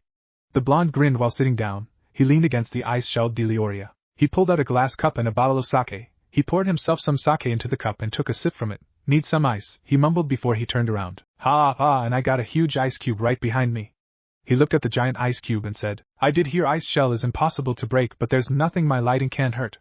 He grinned as turned around slightly. His entire right arm began glowing with his red lighting and he yelled, Lighting Devil's Claw. While he smashed the ice with his lightning-coated fist, chunks of ice started to fly everywhere, and he grabbed the nearest chunk which he then dropped into his cup. He waited a minute for the ice to cool his drink before he drank it completely, and the moment he drank the entire sake along with drinking down bits of ice, he saw something. It was a memory? Delioria? I've heard of it, but I never imagined for the scale of its destruction to be this bad. You are, a beautiful black-haired woman stated while looking around a destroyed village. She turned to her pupil Lion and yelled, Lion, you could get hurt, get over here. But I found a survivor, he yelled back at her. Ur's eyes widened and she ran towards him to see a black-haired boy crying and clenching his fists. It was a young Gray filled with hatred in his eyes. Delioria, I won't forgive Delioria, I'll never forgive Delioria, I'll kill that monster that took away my parents. Gray yelled with hatred in his voice. The memory changed and now Naruto watched as Gray and Lion stood in an open snowy field. The black-haired woman spoke. My training can be hard, so are you sure you're up for it, Gray? She asked the young boy. I'll do anything to kill Delioria, Gray said, his fists clenched. Let's get started then, told him as she began taking off her clothes until she was only in a bra and pair of panties. What the hell are you doing? Gray yelled at her. Taking off my clothes now you do it, she smiled at him. Are you crazy? It's snowing and it's cold, and aren't you a woman? Shouldn't you be embarrassed of taking off your clothes in front of us? He questioned her. Don't be silly, why would I be embarrassed in front of two cute kids? She grinned at him. I still don't see why we should take off our clothes. Well, in order to be one with the chill one has to feel the chill, she explained to him. What the hell is that supposed to mean? He cocked an eyebrow at her. Naruto watched memories after memories of until he watched as yelled at Gray. You can't go, Gray. It's too dangerous. You're not ready, you'll never defeat Delioria like this. Shut up. You don't know anything. Gray snapped at her. I'll avenge my mom and dad. You got a problem with that? He glared at her. If you leave, I'll expel you. She only threatened him. Oh yeah? I don't care, he said while opening the door to her house and leaving. Once again the scene changed and Naruto saw as stood in front of Delioria. One of her legs was now made of ice and she looked to be very tired. Shit! I didn't expect Delioria to be this powerful, said as she dropped to one knee. Behind her was a knocked-out Gray and Lion. She turned to see if they were okay before she turned back to Delioria, who seemed to be ready to shoot out a beam of magic. Shit! If that beam hits us it'll kill them, she said while turning back to Gray and Lion to see Gray waking up. The moment he woke up he ran to what are you doing here? He asked her. I came here to save you, so take Lion and get out of here. I can't fight very well because I have to protect both of you, she told him. Gray turned and ran towards Lion, who was starting to wake up. He grabbed Lion and looked at Why did you come back for me after I yelled at you after you expelled me, he managed to say. Looked at him and smiled. Someone once told me to find happiness. I told them I didn't need to find happiness because I had it already. I have two wonderful pupils who made waking up each morning worth it. That's all the happiness I need, so take Lion and get out of here. But your leg, you're hurt, Gray said, tears streaming down his eyes. That's okay, if that monster is your darkness then I have a reason to fight it, don't I? She grinned at him, making him cry even more. No! I can't go! This is my fault! Gray suddenly snapped at her. It's not your fault, this is just a matter of fighting for happiness, she stated as she turned around and faced Delioria, who looked at her getting ready to fire. I won't let you get close to Gray or Lion. This is it, you damn monster. I'll seal the darkness in Gray's heart away. Ice shell! Yelled as she crossed her arms and began glowing. At that moment Lion woke up, tears started forming in the corner of his eyes. You can't do this. I wanted to surpass you and no you can't, he yelled while pushing Gray away and dropping to his knees. Yes, please don't, I promise I'll be good again.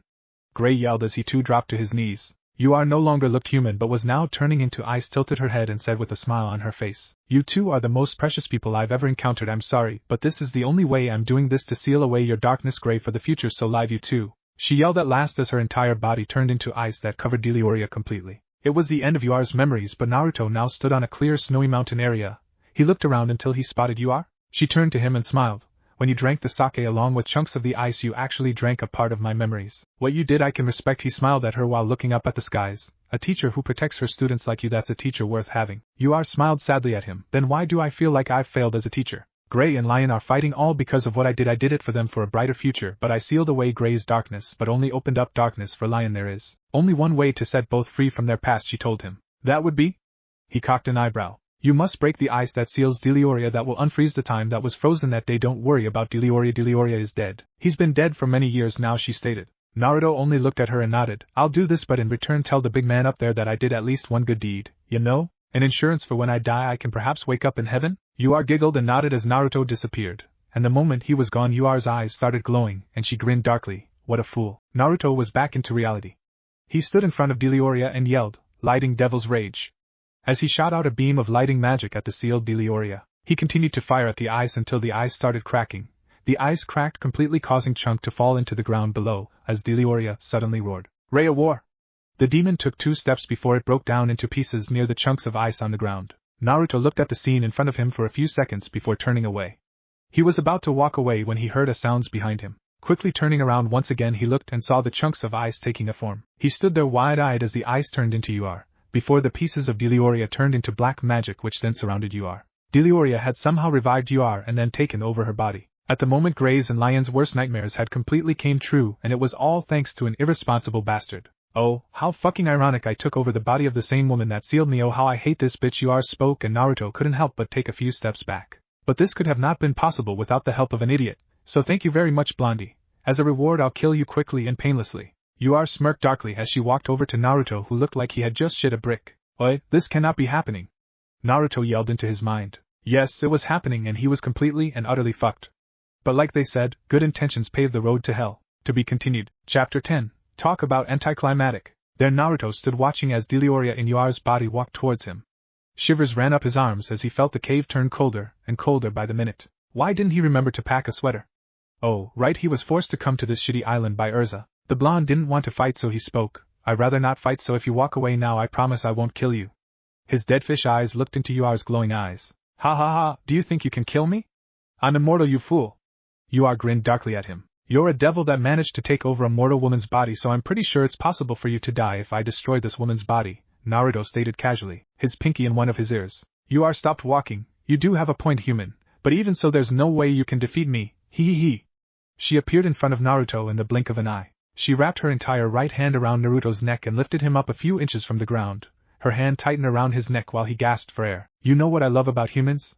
So fragile and easy to break. Naruto felt like his neck was about to be broken, so he pulled out his bakken and stabbed it right throughout her right shoulder. Blood squirted out as the bakken exited out the back of her shoulder. She grimaced in pain and gritted her teeth as she let go of Naruto's neck. As soon as he felt her let go of his neck, he kicked her stomach, and the she-demon slid a good 10 feet backwards while he yelled, Lightning Devil's Rage. Yur saw an incoming beam of red lightning heading right towards her.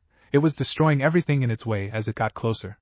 She rapidly jumped out the way. Ice make, lance. A magic circle appeared in front of her, and dozens of lances, made of ice, headed right towards Naruto. With his bakken he destroyed the incoming lances before charging at Yur, who made a blade of ice before she too charged at the blonde. Their blades collided and he tried pushing her backwards, but the she-demon wouldn't budge. Is this all you got, human trash?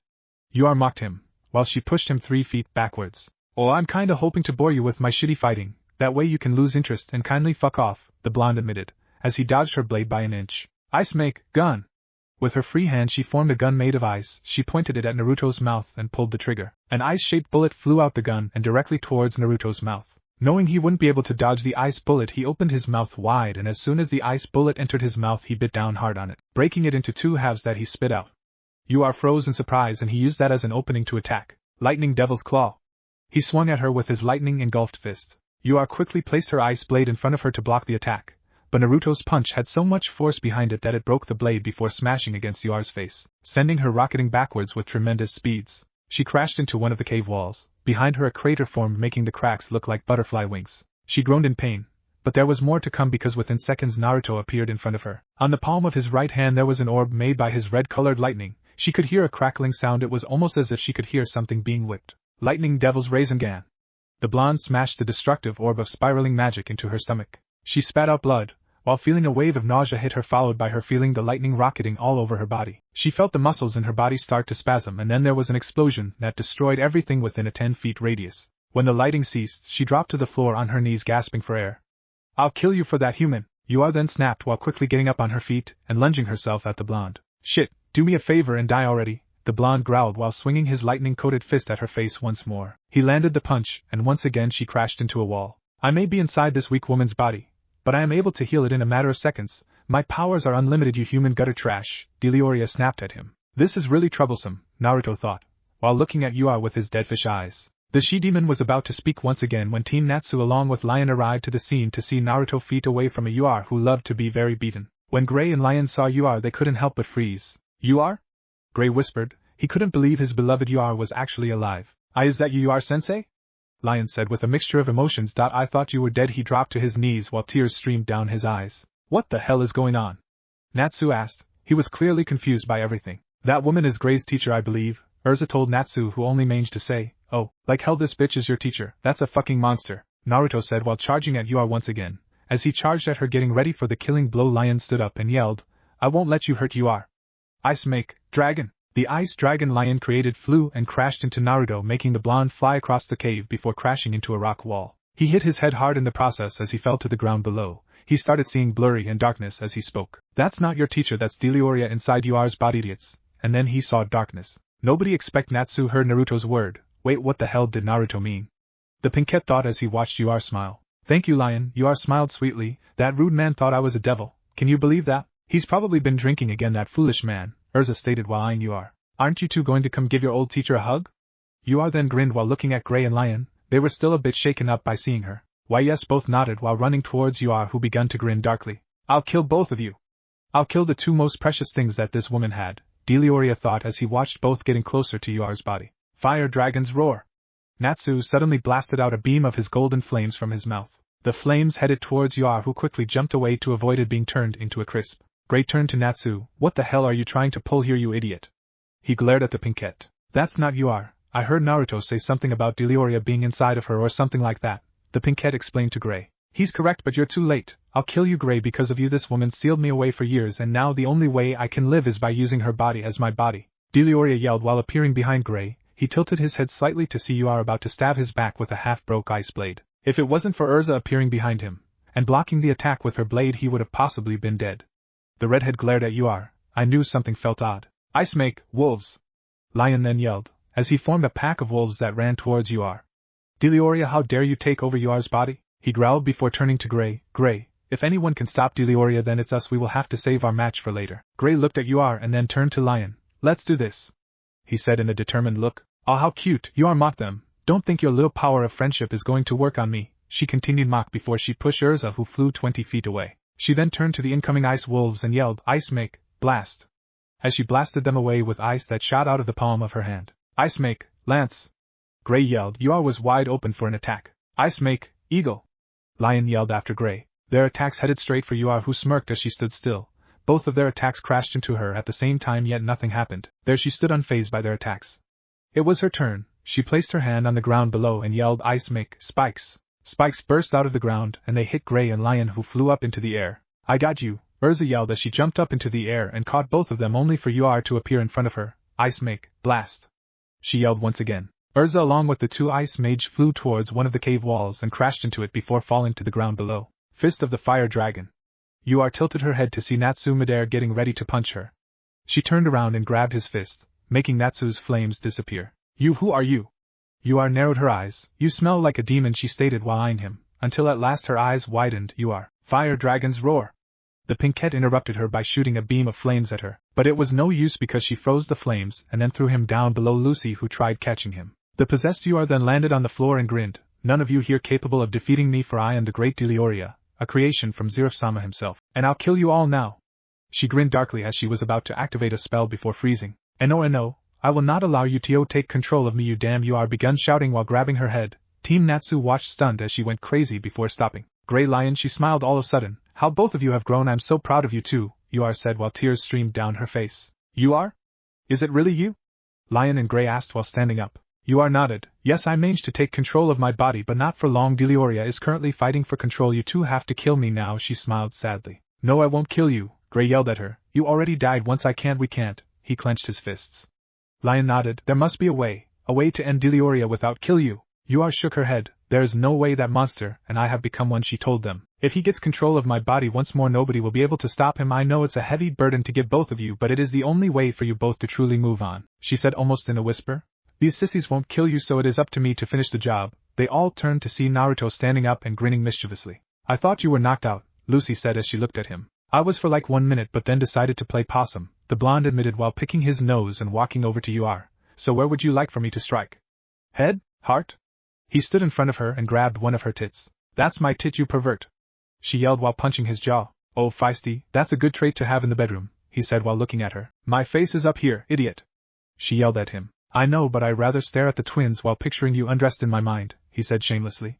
She glared at him and punched him once more. Oi, quit hitting me, lady. That wasn't me, it was Delioria. Bullshit. She only smiled sadly once again. You're a really fun guy, just promise me one thing, please protect Gray and Lion for me, she said as an ice blade formed on her right hand. Hey Ur, what are you doing?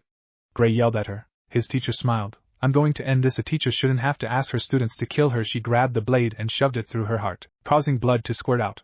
She dropped to the floor on her knees while her body turned to ice. Live Gray, live Lion, don't be so obsessed with petty stuff like revenge, was the last thing she said as her body turned completely into ice before turning into snow that flew away. It stayed silent before the silence was broken by Naruto. Talk about anticlimactic. Chapter 11, A Declaration of War. It was completely silent. The only two things that could be heard was the ocean's waves hitting against the pirate ship team Natsu was currently on, and Natsu making groaning noises due to his ocean sickness. The Galena Island quest had been completed after Yur ended up sacrificing herself once again to end Delioria once and for all. The moon had been purple because of magic floating in the air, thus making the demons on the island forge they were demons in the first place. In the end, because of Urza, the 7 million jewels hadn't been accepted because she felt that was wrong. The only thing they accepted was a celestial key for Lucy, who was extremely happy. It was a quest that pretty much ended being a waste of time for Naruto. He was glaring at Urza, who wasn't paying attention to him. Instead, she was worriedly looking at Gray, who hadn't bothered talking to anyone. She figured he was sad because of Yur dying once again. She didn't know what to say to him, so she let him be instead. After a few minutes of sulking, Team Natsu along with Naruto noticed that Gray was walking towards Naruto, who was sitting on a chair drinking some sake. The shirtless mage stopped a few feet away from Naruto and said, "Thank you." Why is he thanking Naruto? He heard Lucy whisper to Urza. "I actually don't know," the redhead replied. Naruto looked up at Gray, an eyebrow cocked up. "You said you are free, right?" She was actually alive even in her ice form. Gray smiled sadly. "But now she is free and Delioria is dead," he stated. Naruto only handed him a cup which Gray took. The blonde then poured some sake into the cup and said, "Have about a drink in honor of your teacher?" he suggested. Gray nodded and said, "To Yur, may you forever rest in peace." He placed the small cup on his lips and drank down the entire liquid. "Attaboy," Naruto grinned before drinking from his bottle. "Land, I missed you so damn much. I love you, baby. I'm never stepping a foot away from you ever again, baby," Natsu yelled as he jumped off the ship, which was now docked in a small port located in Magnolia. He was now kissing the ground, making his guildmates sweat drop. "I'm just glad we're back to Magnolia," Lucy admitted while stretching. "I haven't taken a shower in a while, so I can't wait to get to my apartment and have a nice hot shower," she said happily. "I want to take a shower as well. Why don't I head over to your apartment and take one with you?" Naruto said while checking her out. "Like hell you are, pervert." Lucy glared at their blonde-haired master. "Oh, I'm just suggesting. I mean, it saves water when two people take a shower together. In fact, I put the hot in hot shower," he grinned pervertedly. "Well, I'll be taking a shower alone," Lucy stated, while glaring at him. The blonde only shrugged his shoulders and turned to Urza. "Urza, do you want to take shower together?" he asked her shamelessly. Her only reply was, "The only thing I want to do with you is cut you down into pieces with my blade for being a shameless pervert." It was her turn to glare at him. The blonde-haired master was about to speak when he noticed people staring at them while they walked past them. They were even whispering amongst themselves. "It's Team Natsu and their new master. They seem to have returned from a quest. So they don't know what happened to their guild? Apparently not. Poor fairy tale mages. Hey, do you think they were attacked because their new master is a joke? I think so. I mean, look at him, the way he's walking, he's probably tipsy." "Me too. I mean, who would respect a master like him?" "Sure, he can hear you." Naruto ignored the whispers about him. But Team Natsu did speed up their pace as they got closer and closer to the guild. Once they were close enough, they could see that the guild now looked a bit weird. "What the hell? Is that a pole sticking out of the guild?" Lucy said while squinting her eyes. "I have a bad feeling about this," Urza said before saying, "Let's hurry it up." They all nodded and started running to the guild. Once they stood in front of the guild, they could only stare at it in complete and utter shock. Large iron poles or rods had penetrated the guild walls and roof, making the guild look like a complete wreck. Holes were also seen all over the place, and broken wood was also seen. Even the guild sign that once was in front of the guild, it was now on the ground in front of them. What the hell happened here? Urza wondered while eyeing the guild. Was anyone hurt? She clenched her fist in rage. "I can't believe this," Gray said in shock. "What horrible person could have done this?" Lucy said with a frown on her lips. "Whoever did this," they all turned to see tears streaming down Natsu's eyes. "Will pay for this," he yelled while clenching his fists as well. He couldn't restrain the anger he was feeling. "I don't know, it looks pretty cool," they heard Naruto say casually. "It looks like a haunted house now. Maybe for Halloween we can pay the person who did this to do it again," he continued to say. "That's not even funny, you jackass." Natsu snapped at the blonde. "How can you possibly joke about this? The guild was damaged by some punk. They could have hurt someone." He turned to Naruto and grabbed him by his shirt. Calm down, Bubblegum," Naruto said calmly. "The guild can always be fixed." "He does have a point," Lucy half agreed. "Still, who could have done this? It's horrible, isn't it?" They turned to see Mary Jane looking down sadly. "It was done by Phantom Lord," she told them. "They got us very good." She looked on the verge of tears. "Phantom Lord?" Natsu hissed. "Let's go over there and show them what happens when you fuck with Fairy Tail." Fire blazed out of his body as he said this. He let go of Naruto's shirt and was about to run off when Naruto tripped him, causing him to fall down face first. "I told you to cool off," Naruto told him in a serious tone. "How do you expect me to cool off when we've been done for?"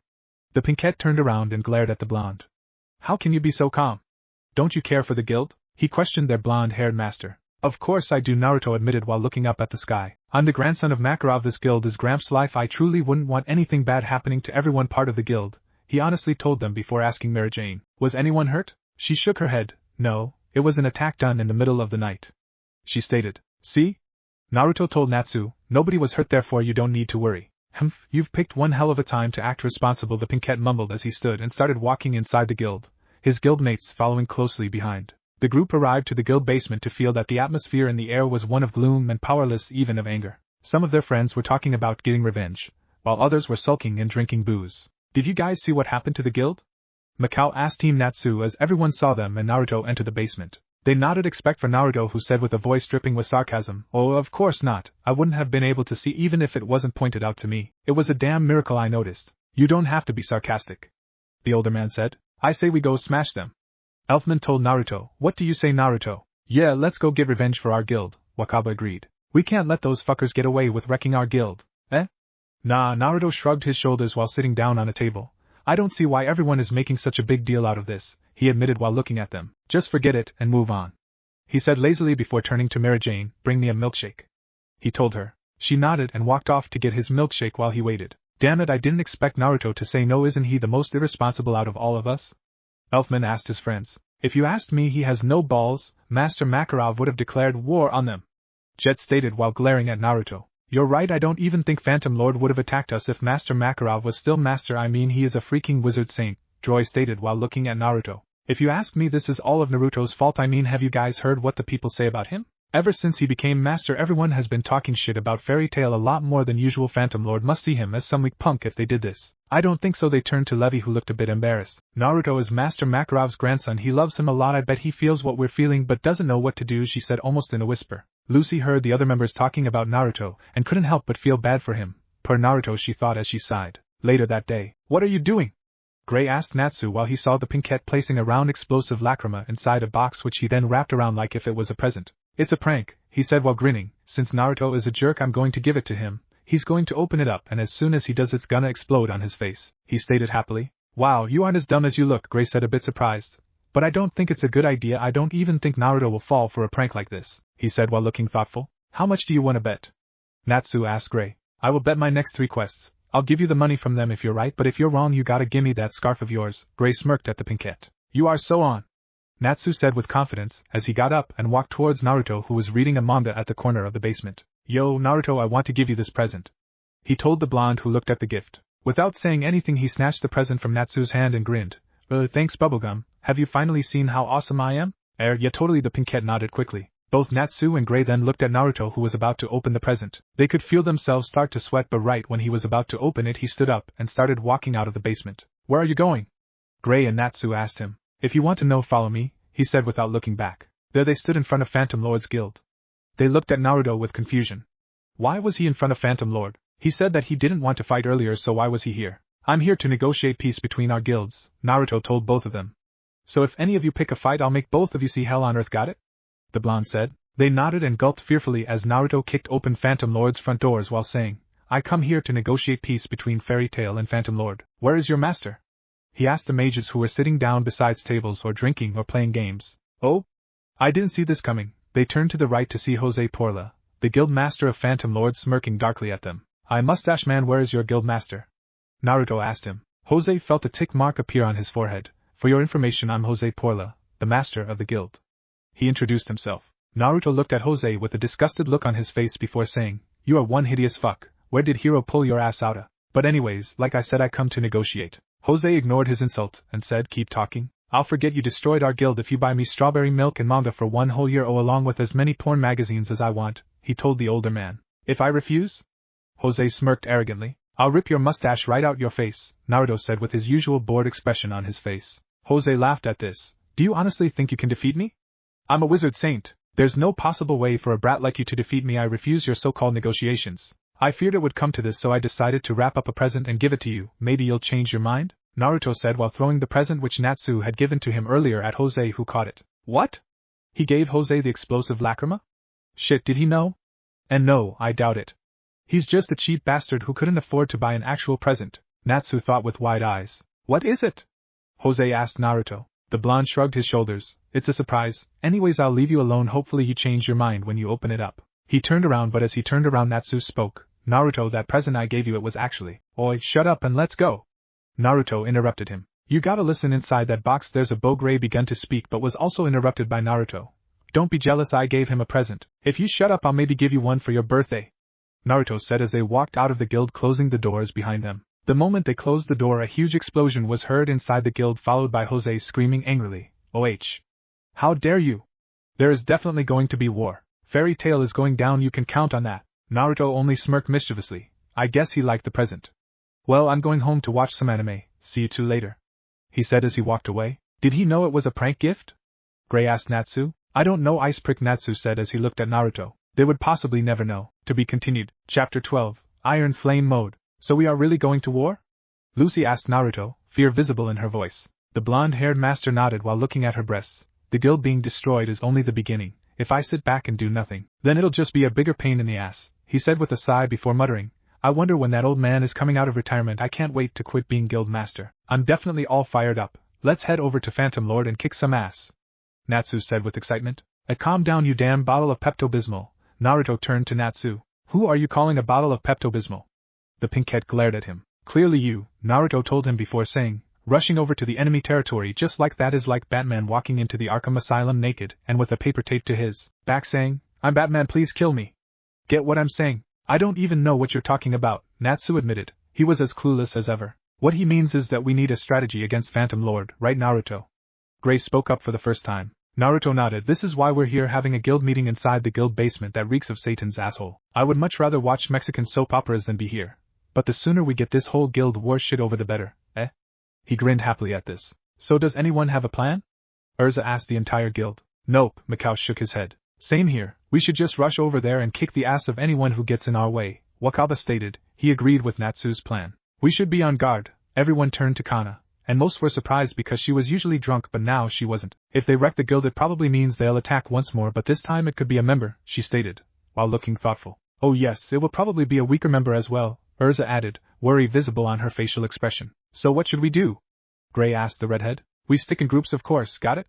The redhead told everyone. Everyone nodded in agreement. It was possibly the best plan for now. If they stuck into groups of 3 or 4, chances are they could defeat any attacker coming their way, right? "We are heading over to Lucy's place," Urza then spoke up, "so please stay safe," she told the entire guild as she proceeded to walk out of the basement. "Huh?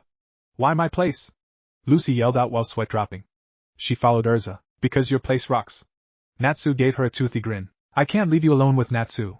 Who knows what he might do to you," Gray stated coolly. "Why do you say, Ice Prick? You've heard me walking heater. You're looking to fight, aren't you? Have at me, I'll kick your ass." Before Natsu could come up with an insult, Naruto called him. "Natsu, get over here." The pinkette looked at Naruto, who was waving for him to come over. "We'll be at Lucy's place, so make sure you head over there, Natsu," Urza told the pinkette, who nodded at her. Lucy, Happy and Gray headed out as well. Not just them but other members of the guild decided to go home as well. What do you want?"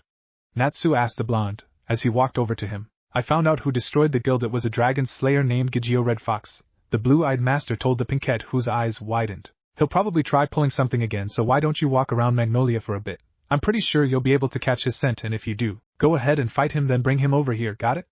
the blonde continued to say. Natsu nodded while clenching his fists. "I'll kick his ass for sure. Knock yourself out." The blonde shrugged his shoulders, while Natsu walked away. "Excuse me, Naruto." The blonde turned sideways to see Mary Jane looking at him. "Phantom Lord's master is a wizard saint. I don't think anyone besides Master Makarov and Gildarts are strong enough to take him on." She looked at him worriedly. "I know you're guild master, but how strong are you exactly?" she questioned him. "Or what are you? An interrogator?" Naruto avoided her question. "Do you know what will help you take your mind off of being worried?" "Making me a sandwich," he told her. The Silverette sighed and nodded slowly. "Very well." The skies were dark and the moon was out. It was such a beautiful and peaceful night. Natsu happily enjoyed the fresh air against his face as he jumped from building to building across the town of Magnolia. Thank God the buildings were so close to each other. "It's been a few hours now and I haven't gotten a scent of any dragon slayer. Maybe Phantom Lord got scared and won't bother us again," the pinkette thought, while he looked down at a street. It was pretty empty, and there was nobody in sight. "I'm so bored and hungry, maybe I should just head over to Lucy's house," he added in afterthought. The pinkette decided to head over to Lucy's apartment, but as he jumped from roof to roof he caught scent of Team Shadow Gear nearby. "Huh, I wonder what they are doing out," he told himself, as he changed course to their direction. As he got closer to the location of Team Shadow Gear he caught the scent of something else. It was the dragon slayer Gigio Red Fox. The pinkette growled and sped up his pace. When he arrived to where Team Shadow Gear was, he saw that Droy and Jet were on the ground struggling to get up, while a black-haired man with piercings all over his face grinned darkly. "Fist of the Fire Dragon." Natsu leaped towards Gigio, his flame-coated fist aimed at the dragon slayer, who turned to him only to receive a punch to the jaw. The force of the punch caused him to skyrocket until he crashed into a building. "And Natsu?"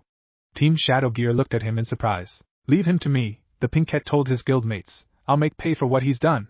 He growled as his entire body ignited with fire. Are you sure? He's pretty strong, Jet told the Pinkette. I'm sure, just get as far away as possible. The Pinkette smiled at Team Shadowgear. They nodded and began running off. They had hoped that Natsu would defeat Gajeel. Iron Dragon's club. Out of nowhere a giant iron club flew towards the Pinkette, who jumped backwards only for the club to extend and hit his stomach. He groaned in pain while crashing into a building, forming cracks behind him. I knew I smelled a dragon. I was going to enjoy crucifying those weaklings, but now I'm going to enjoy kicking your ass, salamander. Gajeel yelled happily as he appeared in front of Natsu. Iron Dragon's blade. The black-haired slayer said while his entire right arm turned into a large blade that had spikes on its side, and spinned like if it was a chainsaw. Gajeel swung the blade at the Pinkette, who quickly ducked and rolled out of the way. Fire Dragon's blazing kick. With his entire right leg coated with fire, he kicked Gajeel's stomach as the Iron Slayer once again flew backwards, but this time he did a backflip, before sliding until he stopped. Ha! Is that all you got, trash? Gajeel laughed at the Pinkette while rushing towards him once again. I'm just getting fired up, asshole. I'll make you pay for what you did to the guild. Natsu yelled as he too charged at the black-haired man. Fairy Tail is going down, trash. Fight all you want, but Phantom Lord will win this. Gajeel grinned darkly as they got closer to each other. We'll see about that, Natsu said before yelling, Fist of the Fire Dragon. With his blazed fist he once again swung at Gajeel. Iron Dragon's Steel Fist. Gajeel's entire fist and right arm turned into iron as he swung at Natsu. Both attacks collided, causing a huge explosion that pushed both opposite from each other, as smoke covered the air around from them. Not long after the air cleared, Natsu and Gajeel stood across from each other. The black-haired mage had a sinister grin on his face while Natsu had a pissed-off look on his own. They stared at each other for a minute or so before they attacked each other once more. Fire Dragons. Iron Dragons. Roar! Both Dragon Slayers yelled at the same time, as their own element headed right towards each other, and when they did, Gajeel's iron roar overpowered the Pinkette's flames before he was hit by it, and then he flew backwards before crashing into a brick wall. His body ached at the impact, and he fell to the ground face first. I'll admit that you are strong, salamander, but you're not match for me, Gajeel said proudly while walking over to Natsu, who was struggling to get up. I hardly felt a thing, Natsu laughed as he got up on one knee. Oh? Don't go on pretending like you don't feel a thing. My iron hurts like a bitch, and there's nothing that can stop or break it. The Iron Slayer appeared in front of Natsu and grabbed him by his pink hair. He looked at Natsu while his entire body turned into iron. He headbutted the Pinkette, who once again crashed into the same brick wall as earlier, but before he could fall back down on the ground, Gajeel kicked his stomach, causing the Pinkette to cough out blood. Is this all you got, salamander? Gajeel mocked him. Because if it is, then I have no more use for you. I'll just end you here and... Iron Dragon's Iron Fist. The Pinkette interrupted Gajeel as he swung with all his might at Gajeel's face, but nothing happened, and in fact it made his fist hurt like a bitch. Ow. Ow. Owie. Natsu yelled dramatically as he dropped to the ground and rolled as he grabbed his hurt fist. I told you. Nothing can break through my iron, so die, salamander. Gajeel yelled as his entire right fist turned into his iron club that extended and hit Natsu's head as he pushed him along the road with nothing but his club. Natsu quickly rolled out of the way and stood up before charging at Gajeel again. Fire Dragon Sword Horn. His entire body blazed up with fire as he appeared in front of Gajeel and headbutted him. Once again Gajeel headbutted him as well, causing Natsu to slide backwards. Shit! That fucking hurt. I'm starting to see birds. I shouldn't have done that, Natsu thought as he started seeing everything blurry. The iron coating his body has made him 2 times stronger than before as well. Shit. I can't afford to keep attacking randomly, it'll only drain my magic away, but what should I do? He continued to think. Seems you need to be put out of your misery. Don't worry, I'll make sure you end up unconscious so you won't have to see your pathetic excuse of a guild lose. Gajeel smirked at him before attacking once again. Iron Dragon's Roar. Natsu watched as Gajeel's roar, which looked to be made of iron dust, headed right towards him. He would have jumped out of the way or even dodged, but he was too dizzy to even move. Should I have to do something, he said while clenching his fists before his eyes widened. He had an idea. The Pinkette quick started sulking in air. What are you doing, salamander? I'm going to eat your iron. Natsu yelled before eating the iron roar that hit him. Gajeel's eyes widened as he watched his attack being eaten by Natsu, who then fell to the ground. Shit. Shit. My throat, my body, what the fuck? Idiot. You can't just eat someone's magic like it's food, you'll die. Gajeel yelled in annoyance as he looked at the Pinkette, who wasn't moving. Humph, idiot killed himself. He walked over to the Pinkette and crouched down to see if he was breathing, but the moment he did so the Pinkette punched his jaw, causing Gajeel to fly 10 feet in the air. The Iron Dragon Slayer looked down to see Natsu standing up, and to his shock the Pinkette's entire skin from face to feet was now coated with iron as fire blazed around him. It was beautiful yet fearsome at the same time. Iron Flame Dragon's Roar. Natsu shot out a beam of iron that was surrounded by golden flames at Gajeel, who was still up in the air. The black-haired man shifted body mid-air and yelled, Iron Dragon's Blade. As he slashed his blade the Pinkette, Natsu saw Gajeel coming down at him as he slashed his blade at him. He stood still and brought forth his hand and stopped the blade with his iron-coated hand. What? You stopped it with just your hand? That's impossible, Gajeel said. He was completely flabbergasted. Iron Flame Dragon's fist. Natsu ignored him and punched him instead. Gajeel, due to the force, crashed into a store, but before he could do anything, Natsu appeared in front of him and said, "What were you saying about defeating me?" He punched Gajeel's face once again, and the iron on his face cracked. Iron Flame Dragon's claw. Natsu then jumped up in the air, his foot coated with iron and fire, and he kicked the top of Gajeel's head with all his might. This caused a crater to form around Gajeel as he saw darkness. The Fire Slayer then dropped to the floor on his knees as the iron from his skin faded away along with his flames. He was dizzy and tired and he felt like vomiting, but he smiled. "I did it," he cheered happily before grabbed Gajeel and headed towards the guild. Naruto was still in the guild, more importantly the guild basement, where the only ones there was he and Mirajane, who was busy cleaning up. When suddenly Natsu stumbled into the basement along with Gajeel. "Natsu! Are you okay?" Mirajane gasped as she saw him fall down to the floor. "Team Shadow Gear came in earlier telling us what happened," she said as she ran towards the Pinkette. "Ha ha ha," the Pinkette laughed weakly. "I did it, I defeated this bastard. Shit, I feel sick. Maybe I shouldn't have ate his iron," he mumbled. "You ate his iron?" Mirajane looked worried. The Pinkette nodded weakly before saying, "I'm going to take a nap." He suddenly snoozed out. Mirajane touched his forehead and said, "He's very hot." "He'll be fine." The blonde shrugged his shoulders. "He will probably be out for a few days. This has happened before when he consumed Laxus's lightning in the past," Mirajane told him, while she sighed. "It's a miracle he's alive." The blonde narrowed his eyes. "A miracle indeed," he said as if he knew something she didn't. Mirajane gave him a questioning look but didn't speak as she helped Natsu up. Naruto only grabbed Gajeel before heading towards the guild cells. When Gajeel woke up, he woke up due to feeling a slap on the face, and the first thing he saw was someone with a mask, a weird My Little Pony mask. "Hello, Gajeel, my name is Jigsaw. Do you want to play a game?" The masked man said in a deep voice. It would have been scary, but he was wearing a fucking horse's mask. "Who the fuck are you? Are you trying to be some wannabe Jigsaw from Saw?" Gajeel yelled at the man. "I am Jigsaw. I'm wearing this mask because I lost my original one." Naruto yelled at him. "Bullshit. You ain't fooling anyone," Gajeel stated, before he realized he was in a cell. "Or whatever. Do you want to play a fucking game or not?" "Fuck no. Too bad, we will play a game of life and death." "Naruto?" Naruto and Gajeel turned to see Mirajane enter the room which held the guild cells. The blonde yelled, "You had to ruin the moment, didn't you?" He sighed as he took off the horse mask. "It was no use doing it anymore. I was just going to tell you that I'm heading home." She smiled sweetly. "Eh? Alone? Like hell you will. Let me just interrogate this bastard and I'll walk you home," the blonde told her as he turned to Gajeel. Mirajane's eyes widened. "I didn't expect that," she thought as she nodded. "I'm not telling you anything so you can fuck yourself." Gajeel snapped at Naruto. The blonde only blinked at Gajeel before saying, "Mira, bring me a knife and lemons." When Gajeel heard this, his eyes widened before he narrowed them. "You wouldn't dare do that. Spill out why you attacked the guild or I'm coming in there with a knife and lemons." "Don't make me give you cuts and pour lemon juice on them," the blonde said before grinning sadistically. Actually you don't have to tell me, I'll enjoy making you suffer." Gajeel only shrugged his shoulders. "I'll tell you only because it won't matter whether you know or not your pathetic guild was attacked because you're all a bunch of trash, but the reason we attacked now of all times was because we were hired by Jude Hartfilia to bring back his precious daughter, Lucy." Naruto finished the sentence for him. "Bingo."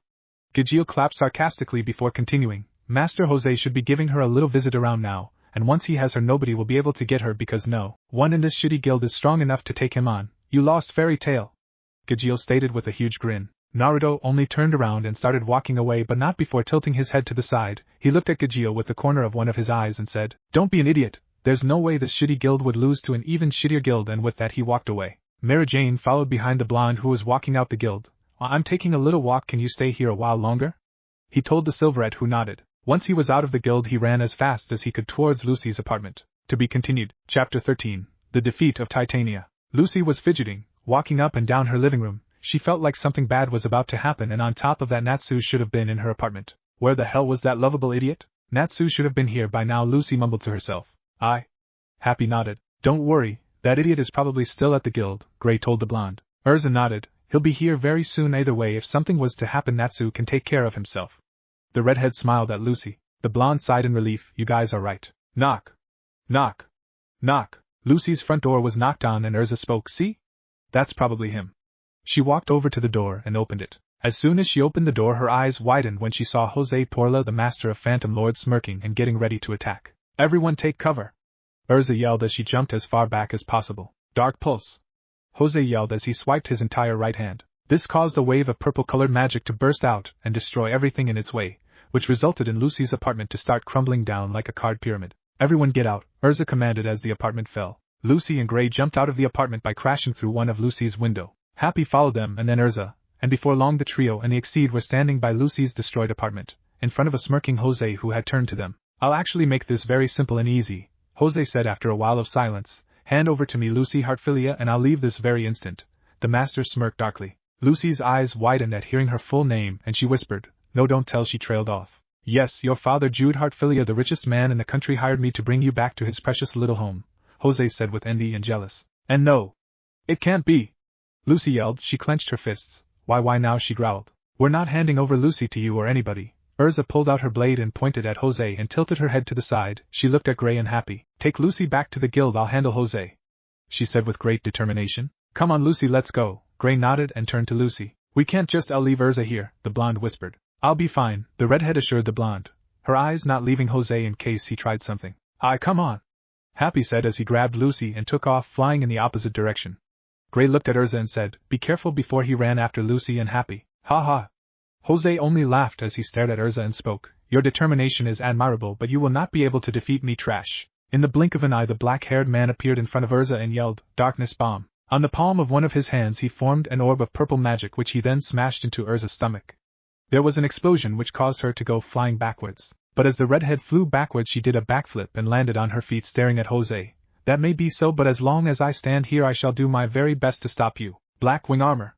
she yelled as her standard outfit was replaced by a black winged armor. The redhead then charged at Jose and yelled, "Moon flash!" She slashed her blade at Jose with an X-like pattern which caused an X-shaped wave of magic to head towards Jose. Dark strike! Jose, without moving an inch, he faced his right hand palm at the incoming X-shaped wave and a strike of his purple magic collided with the attack. Once again this caused an explosion which shook the area. Urza however appeared in front of Jose as she swung her blade at him. In the blink of an eye he disappeared only to reappear 10 feet away from her. "Is that all you got, Titania?" he said in a mockingly tone. "Surely one of Fairy Tail's strongest mages can do much more. Please entertain me before I finish you off." He gave her his signature smirk. "I came here to capture Lucy, but defeating you will be much more satisfying. It will surely make those of your pathetic guild lose hope when they see you defeated," he stated. The redhead growled and charged at him once more. This time he lifted up his right hand once again, and he pointed his 5 fingers at her. She could see little bullets of purple magic forming at his fingertips, and then he yelled, "Darkness bullets!" The 5 bullets headed right towards her at fast speeds. She could hardly see them, but she managed to dodge a few of them before one bullet hit her forehead. She rocketed backwards before crashing into a building, but that wasn't enough to stop her because she quickly recovered and once again stood to face Jose. "Heaven's wheel armor!" she yelled, and her black winged armor quickly was replaced with another armor. Plated armor that took the shape of a flower covered her chest. She now had a large dress, and 4 huge wings on her back which looked to be made of blades. 10 blades appeared around her, and they started circling her body at unbelievable speeds. "Dance, my swords!" she then yelled while swinging the blade on her hand. Soon afterwards the blades that once circled her headed right towards Jose from all sorts of directions. The creepy-looking master didn't even bother dodging. He only swiped his right hand, but no magic came out, or anything. Instead a force of air pushed back the blades which went flying right back towards Urza, whose eyes widened in shock. She jumped out of the way to avoid being penetrated by her own blades, and then she charged at Jose. She appeared in front of him, and she was about to swing her blade at him, when he grabbed her wrist and then threw her like she was nothing. She flipped and turned and landed on her feet only for Jose to appear in front of her once again. This time he grabbed her by her face and smashed her down on the ground. "This really is a bore. I expected much more from you," Jose sighed in disappointment. "I'll just finish you off now." Before he could do anything, Urza kicked his stomach, causing him to slide backwards 2 or 3 feet. She quickly got up and jumped a good distance from the man. She watched as he created an orb like the previous one he had made before, but this orb was very huge. "Dead wave!" he yelled, and then he shot it at her. She watched as the orb turned into a beam that destroyed everything in its path as it headed right towards her. Urza was about to re-equip into another one of her other armor when she heard a voice behind her. So sorrowful, so sorrowful. She tilted her head to the side to see a huge man crying. What? I barely noticed you, but how?" Urza said with wide eyes. The man only spread his palms until they were parallel to each other. He then brought them closer to Urza and yelled, "Metsu." A bright light engulfed the area, and when it cleared, Urza was on her knees. What did you do to me?" she asked. "No," she demanded to know. She felt so weak, and the color of her face was now a shade of green. She looked at where the man once was to see him gone. She turned and looked at the incoming beam of darkness magic that headed right towards her. She couldn't do anything about it. Not dodge, not counter. Was this the end?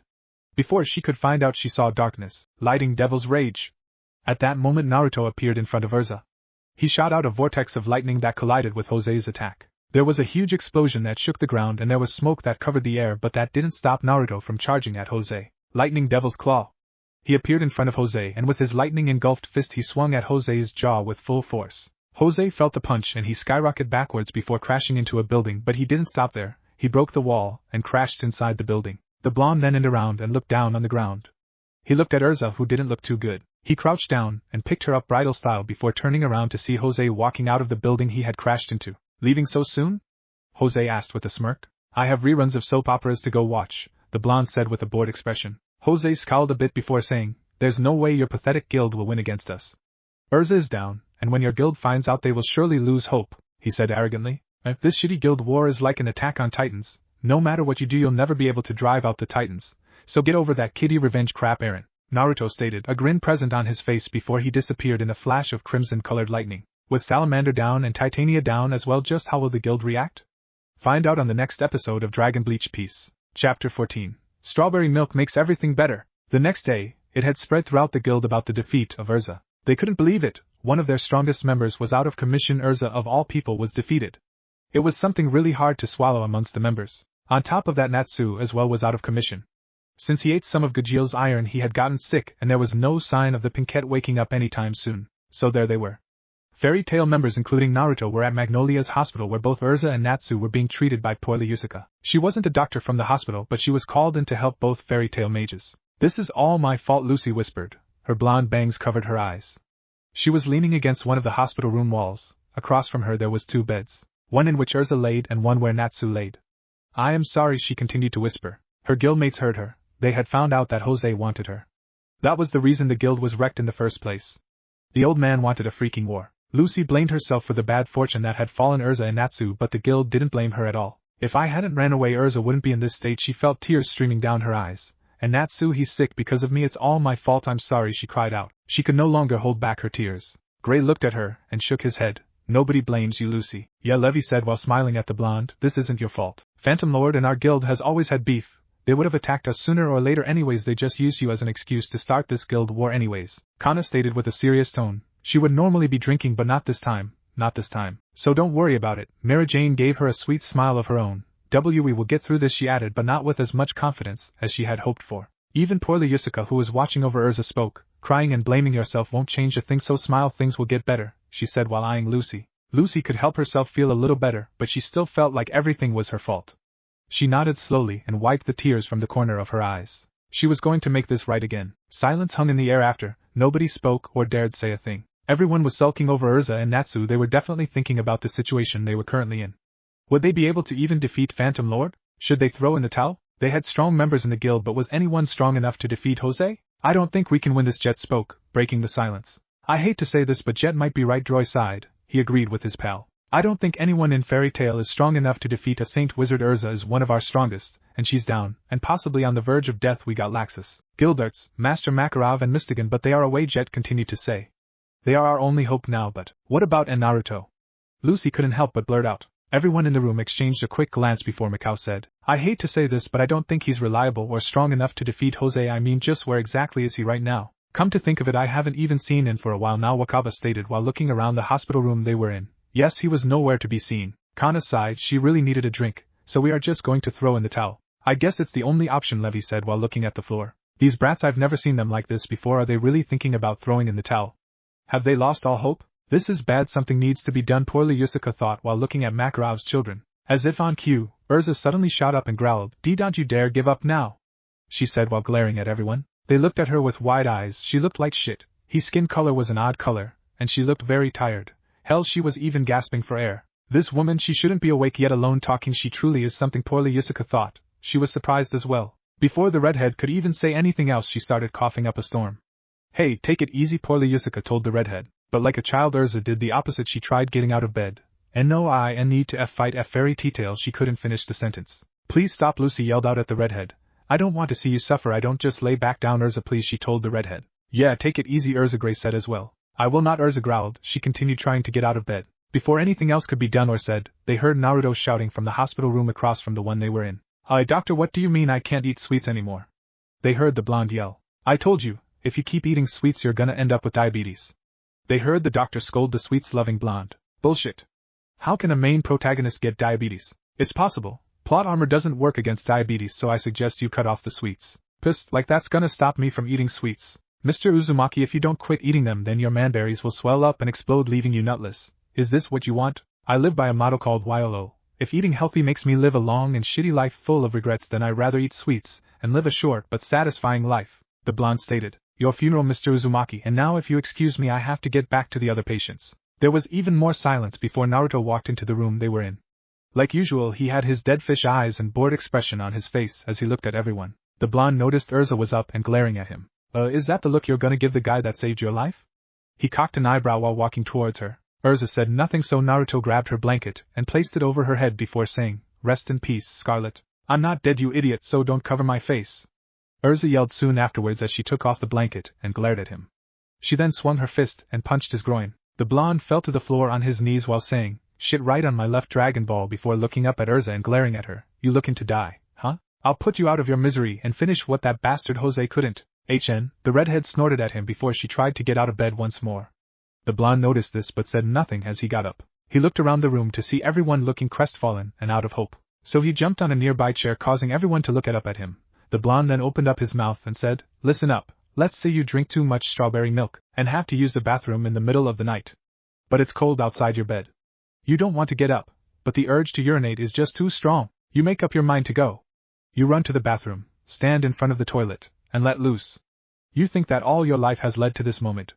But then you realize, it isn't the bathroom, you're still in bed. That feeling of lukewarm wetness spreads like wildfire. But you don't stop. You can't stop. That's what I'm talking about. That's the truth of the strawberry milk. Do you get it? Strawberry milk." A nurse that had walked into the room began shouting, "Strawberry milk." Elfman cheered as well. "Strawberry milk. Strawberry milk." Even poorly Yusuke cheered on. "Hip hip hooray. Strawberry milk. Strawberry milk." Everyone in the room just started cheering happily. They had gotten back their hope. Urza looked at Naruto and smiled as she felt herself going to sleep. "Everything will be alright," she said with a smile. If a crazy man like Naruto could bring back their spirits by making a speech about strawberry milk, then they would be alright. The guild would be alright. It was all up to Naruto Uzumaki now. Chapter 15. A flame that can't be extinguished. Everyone except for Urza and Natsu had left the hospital, and they were back at the guild, well, guild's basement to be exact. They had been motivated to continue fighting. The strawberry milk speech Naruto had given them had boosted their confidence up. They would fight and they would win, for they were. Fairy Tail will win. Mikao yelled out loud. "Hell yeah, we will." Kana grinned to the older man. The guild members were preparing themselves to charge towards Phantom Lord's guild in Oaktown. Some of the weaker members were stocking up on explosive lacrima, while others warmed up in order for their big fight. Amongst them, Lucy sadly smiled to herself. She was leaned up against one of the basement walls, looking at everyone all fired up and getting ready to kick ass. "Even if we do win again, Phantom Lord, that man will just keep hiring guilds to come after me. I know it. He won't stop at nothing. Maybe I should just leave the guild," she thought, sadly, while biting her bottom lip. She would not cry. She had to be strong. That's not the face a spoiled rich kid should be making. The heartphilia was snapped out of her thoughts by the blonde-haired master who was leaning up against the same wall she was. "I may be a heartphilia, but I'm not a spoiled brat." Lucy turned to Naruto and glared at him. "I'm just kidding." He gave her a toothy grin before saying, "You look like someone who's about to do something they don't want to." Lucy sighed while nodding slowly. "I think I should just leave. It will make it easier for everyone." She smiled sadly while looking at the ground. "Because even if we win against Phantom Lord, my father will just hire stronger mages to come after me. Fairy Tail will be in danger constantly. I told you to become a stripper when we first met, didn't I?" Naruto only said while looking down at her breasts. "More money and less of a hassle," he continued to say while blood dripped down his nose. "You perv! Are you mentally undressing me?" Lucy yelled while she covered her breasts with her arms and glaring at the blonde. "I'm doing more than just that," he smirked at her, before getting serious. "But you are welcome to leave the guild anytime. It would be saving me trouble, but this isn't about me. This is about your friends. If you left the guild, they'd suffer a lot more than you'd think. They'd rather be here with you now, suffering and laughing later, because that's what Fairy Tail does, right? So it's up to you if you want to be Lucy Heartphilia or Lucy a Fairy Tail." He finished speaking. Lucy's eyes widened and she couldn't help but smile. "I want to be Lucy a Fairy Tail." She couldn't help but grin while clenching her fists in determination. Naruto nodded, a small smile on his face before he handed her his bakken, making her eyes widen once again. "Why are you giving me your bakken?" she questioned him. "Someone has to fight Jose, right?" he told her. "What? You're not going to be fighting him?" she asked this time. Whether I want to fight or not doesn't matter, because in the end I will have to end up fighting, for that is the fate of all shounen heroes," he said with a voice of distaste. "If you aren't going to be fighting with us, then what are you going to be doing?" The blonde-haired Heartphilia narrowed her eyes. "Don't tell me you're going to be slacking off. Do you think that badly of me?" It was Naruto's turn to ask a question. Of course I do, who wouldn't with the way you act? With the way you dress I'd say you're a stripper. He retorted. Don't change the subject. I'm not. Then what are you going to be doing? She asked him. While you and the others are off fighting Jose and those small fries and Phantom Lord Gray, Elfman and Mira Jane are going to be in Jose's HQ taking down the element of Phantom Lord, the blonde told her. Phantom Lord has an HQ. Just how powerful and loaded is this guild? She said with disbelief before saying, I thought Mira Jane didn't fight. Naruto shrugged his shoulders. She overheard me asking Gray and Elfman to join me on this secret operation, and she said she wanted in, he stated without concern. The blonde nodded before opening her mouth once again. You do know I can't fight Jose, he'll slaughter me, she said with fear in her voice. If you die, I'll just bring you back to life like in anime shows. No main character stays dead for long. He smirked at her. Oh, like that makes me feel better. The busted blonde exclaimed sarcastically. Okay, new plan, hold him off and try not to die. The blonde grinned at her. Lucy sighed but nodded before she spoke to the entire guild. Listen everyone turned to the blonde. I'm ready to fight. At first I wasn't so sure, I wanted to just give up. I figured if I went back home everything would be over and it would, but then I realized there's no other place I'd rather be but here with you guys fighting for happiness. She yelled with determination. Hell yeah, you got that right, Lucy. Lucy is man. Let's go kick some phantom ass. The guild cheered and roared happily, as everyone ran out of the basement, only leaving Naruto, Mira Jane, Elfman and Gray who were ready to head to Phantom Lord's HQ. Well, let's do this then, Gray said as the four walked out of the basement. It is up to us to stop the Element 4. Elfman said with pride. Mira Jane looked worried. Who knew Phantom Lord would have an HQ that moves and has a cannon? Let us hope Lucy and the others hold off Jose long enough for us to defeat the Element 4 and then destroy their HQ. Naruto only said with a mischievous grin, if there's anything Fairy Tail is good at then it's the art of kicking ass and fucking shit up. Phantom Lord's headquarters. When they got to it they noticed that it was sitting on top of a hill which wasn't that far away from Oaktown. The group of four, or what Naruto liked to call Team Naruto, stood in front of the headquarters. The headquarters was a large, imposing and compact building made entirely of stone. It took on a single body ending in a variety of different shapes domes. They walked over the headquarters entrance, and without warning Naruto kicked open the door followed by Gray and Elfman rushing and preparing to attack anyone in sight. But fortunately for them there wasn't anyone, just a huge empty room. It looks like shit in here, Naruto admitted as he and Mira Jane walked inside. There's nothing, not that many decorations either. It might be an empty building, it looks like nobody has been here in quite a while, Gray stated while looking around. Oh, there are people all right, Naruto tapped his nose. I can smell them, he said as walked towards the hall but not before turning to the trio behind him. Let's all meet up back here in 10 minutes. With that said he walked away. I'll be taking this way, Gray pointed at another hall as he walked towards it. Elfman turned to Mira Jane. Want me to walk with you? The Silverette shook her head and smiled sweetly. I can take care of myself, she said with a whisper, as she slowly walked away. Elfman looked at her before he walked in another direction. He walked for a few minutes along a hall before he was attacked out of nowhere. Fire, make blue fire. The silver-haired man turned around to see a man with black and white hair blast blue fire at him from the palm of one of his hands. Elfman quickly jumped out of the way and yelled, attacking your foe while his back is turned? That simply ain't man. The Strauss exclaimed. Oh great, it looks like I get to fight a buffoon with a huge ego. Totemaru smirked while looking at Elfman. My flames will burn anything that crosses my path, so die. Fire, make grand fireball. Elfman watched as Totemaru sucked in air and then shot out a medium-sized blazing fireball out of his mouth. Once again Elfman jumped out of the way as the fireball headed right towards him. You're wide open for my blade, ha ha ha. Elfman heard Totemaru say from behind him, and he quickly turned around to see Totemaru about to slice him up with his katana. Beast arm, reptile. The silver-haired mage yelled while his entire right arm transformed into a reptilian arm with scales and sharp claws. Within a matter of seconds Elfman stopped the katana with his transformed arm, and he grinned at Totemaru. It'll take more than this to stop me, he shouted as he let go of the katana and then swung his beastly arm at Totemaru's face. The white and black-haired man flew backwards before doing a backflip before landing on his feet. Totemaru eyed Elfman for a minute before charging at him once more. In the blink of an eye he was in front of him getting ready to slash at Elfman. But the fairy mage was getting ready to block the attack, so Totemaru disappeared only to reappear behind Elfman. Ag! Elfman yelled in agony as he felt a slash on his back. Before he was kicked, making him fly a few feet forward. He landed face first on the ground before hearing Totemaru yell, Fire, make blazing fire dragon. The fairy mage struggled to get up due to the pain on his back. But he got up and he turned around to see a dragon made of fire heading right towards him, and before he could do anything, the blazing fire dragon collided with him. He flew backwards and crashed into a wall before falling down on the ground. I can't lose here, I must fight, I must win for Fairy Tail, Elfman thought, as he slowly got up. Once he was up, Totemaru appeared in front of him once again, and he slashed at Elfman's chest. Ag! Elfman yelled once again as blood squirted from the wound. There's no way you can defeat me, I'm quicker and my flames are powerful, so stay down, Totemaru stated while Elfman gasped for air. I will not lose here, I know I can't use a full beast takeover, but I must try for Fairy Tail. Elfman thought as he clenched his fists and yelled, "Beast Soul!" Totemaru watched in awe as magic power burst out of Elfman as he transformed into a beast. The silver-haired mage got larger and bigger, his arms longer, and he sprouted claws. He now had white fur that covered various places of his body, and 2 large horns grew out of his head. Ray-a-were! Totemaru watched as Elfman roared. He expected Elfman to attack him, but instead the takeover mage started punching a wall while he roared some more. "Now this is quite interesting," Totemaru smirked while he rushed at Elfman. He jumped up in the air and prepared to slash at him, but Elfman quickly grabbed him with both of his hands. "Ack! You're going to squeeze me to death, please let go of me," Totemaru pleaded as Elfman's hands tightened around his body. The phantom mage tried breaking free, but Elfman squeezed even tighter, making Totemaru feel like his bones were breaking, so he yelled, "Shit, the beast is taking over. If I don't do something, somebody else will die because of me. I don't want to kill anyone else, even if they are my enemy," Elfman thought as he tried taking control of his body, but the beast wouldn't let him. "Don't worry, Elfman, one day you'll be able to do a full body takeover." Elfman remembered something Lysana had told him long ago. He felt tears streaming down his eyes as he yelled, "I will not let you take control of me." And with all his willpower he managed to take control of his body. He dropped Totemaru to the ground and he grinned. "I did it!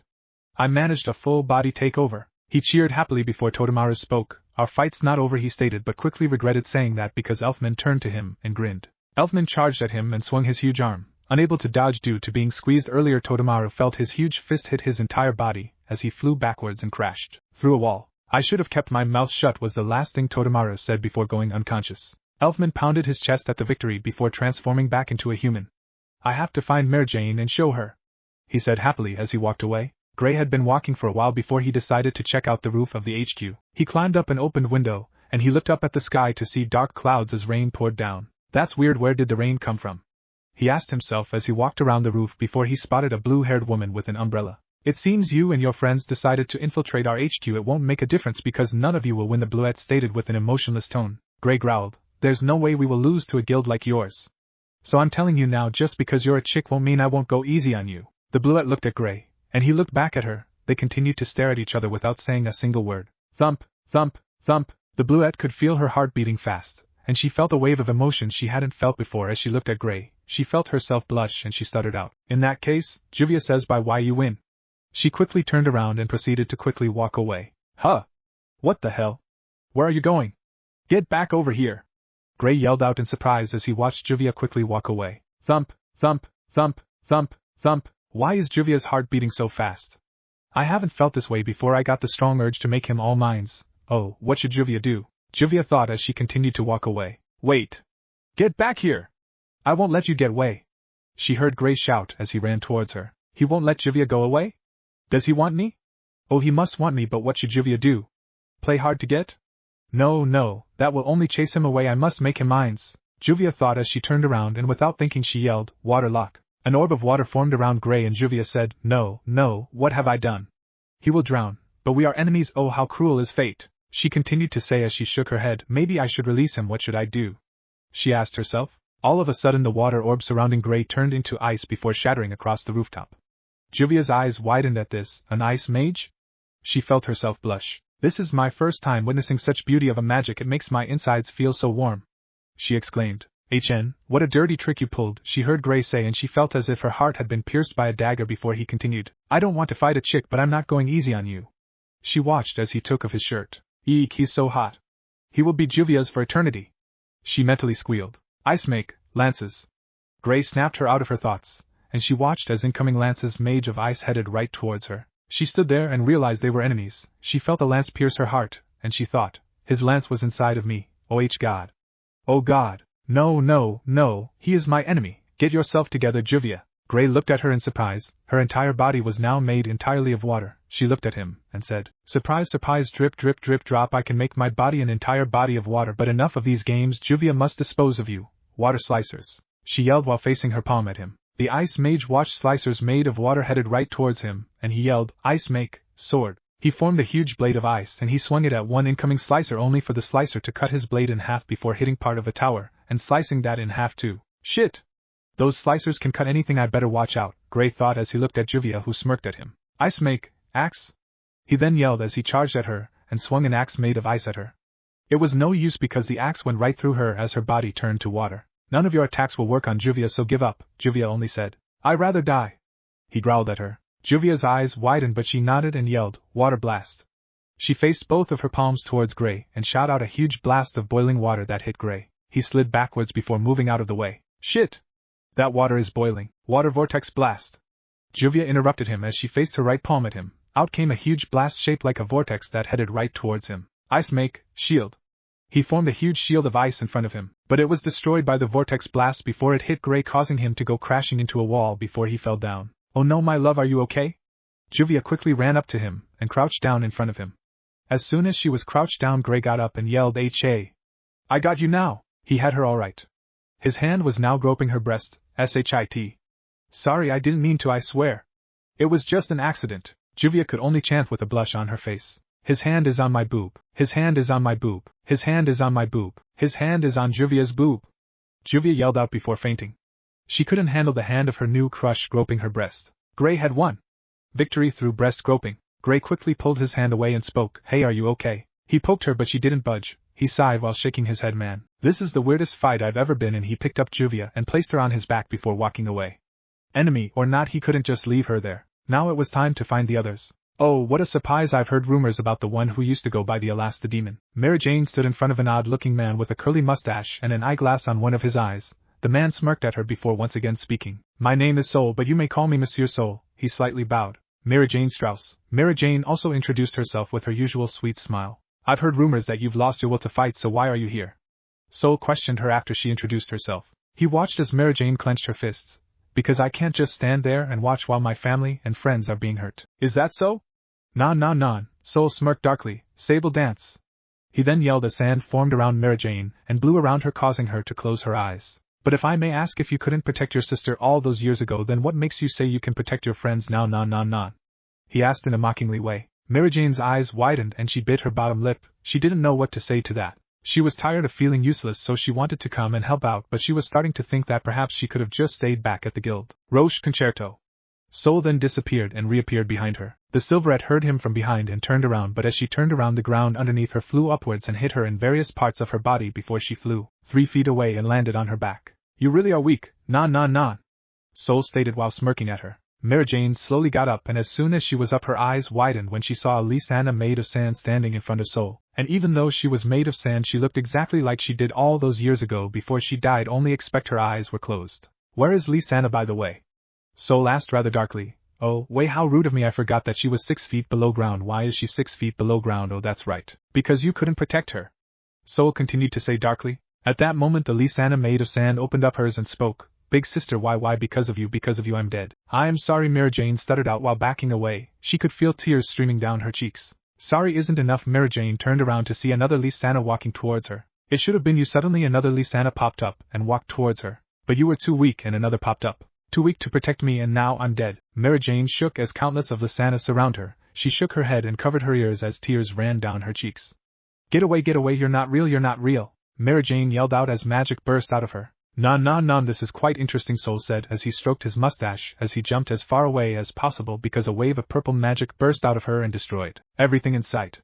He then looked at her to see her completely transformed and looking scary. The Silverette suddenly appeared in front of him in the blink of an eye and grabbed him by his tiny slim neck. "Die!" she yelled as she threw him forward before yelling, "Soul Extinctor!"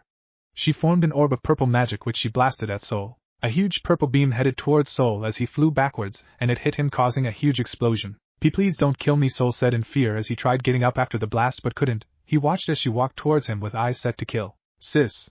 Stop!" Mary Jane stopped walking. She heard someone behind her. She turned around to see Elfman, but it was too late because her Satan soul had taken over her. In the blink of an eye she appeared in front of Elfman, and she punched his chest. He flew backwards and crashed into a wall. "Soul bomb!"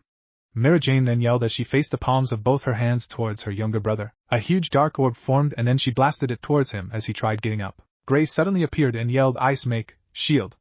A shield of ice appeared in front of him and Elfman as Mary Jane's attack hit the shield. It was no use because the shield shattered and Gray flew backwards along with Juvia, which he still was carrying. "What the hell is going on?" Gray asked Elfman as he crashed beside him. "I don't know, it's been 2 years since she last used Satan's soul, it must have taken over her," Elfman stated as him, and Gray got up. "Shit!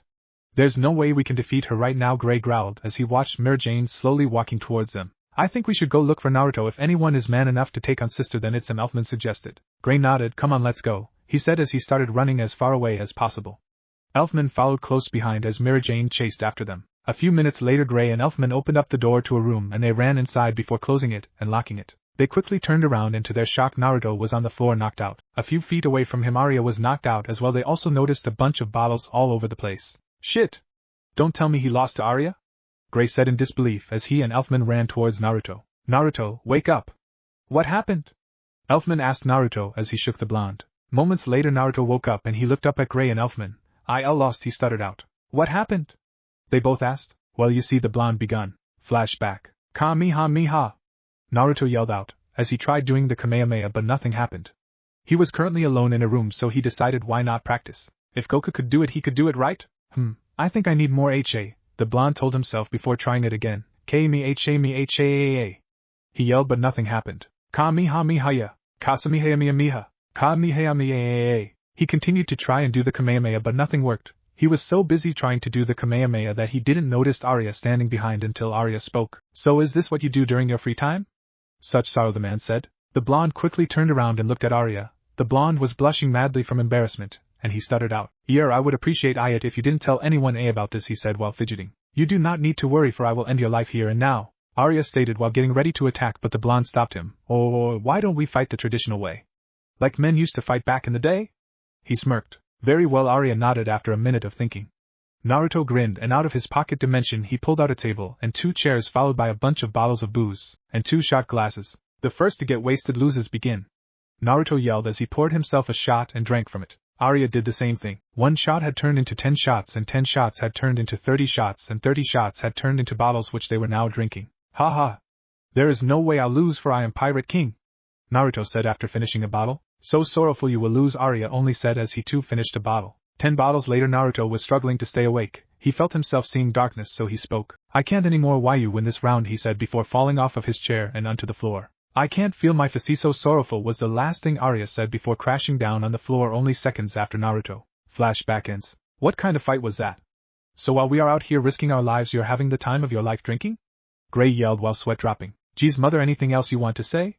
Naruto said sarcastically while trying to get up. What I find bizarre is that you tried doing the Kamehameha, Elfman stated. And nobody will ever find out because if they do both of you will be seeing hell on earth, got it? They nodded before Gray spoke. Never mind that. We need your help. It seems Mary Jane was taken over by her Satan soul, the Ice Mage stated. Ha ha ha ha ha. Naruto only started laughing. What's so funny? Elfman quirked. I just thought I heard Gray say your sister got taken over. She did. Well shit, I'm going back to sleep, good night. The blonde said quickly as he laid back down. What the hell do you think you're doing? Gray yelled at Naruto. Or what does it look like I'm doing? I'm trying to die, so shut up and let me die because I'd rather die than face the demon, he stated without opening his eyes. Gray and Elfman watched him for a second and they saw the blonde's soul leave his body. Like hell you're dying on us. Gray yelled once again as he grabbed Naruto's soul and placed that back inside his body. Can't you let a man die in peace? If you don't let me die in peace once I dead I'm hunting you, Naruto yelled as he woke up and glared at Gray. They once again watched as Naruto tried to kill himself, but this time he grabbed a bottle and he smashed it against his face, but nothing happened. Smash, smash, smash. He smashed 3 more bottles of sake against his head, but nothing happened. He was still awake, causing him to say, Oi, why won't I die? Come on, Naruto.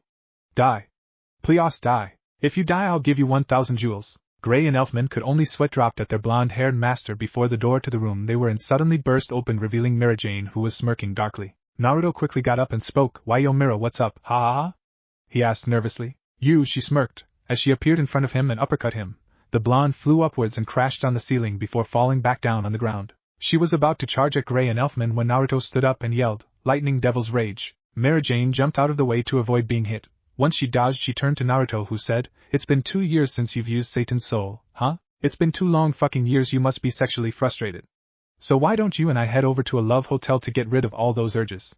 The blonde smirked at her. Mary Jane only growled and charged at him once again. He charged at her as well, and in the blink of an eye they were in front of each other. However, before anything else could be done, Naruto leaped in and kissed her. Mary Jane's eyes widened in shock before she punched his stomach.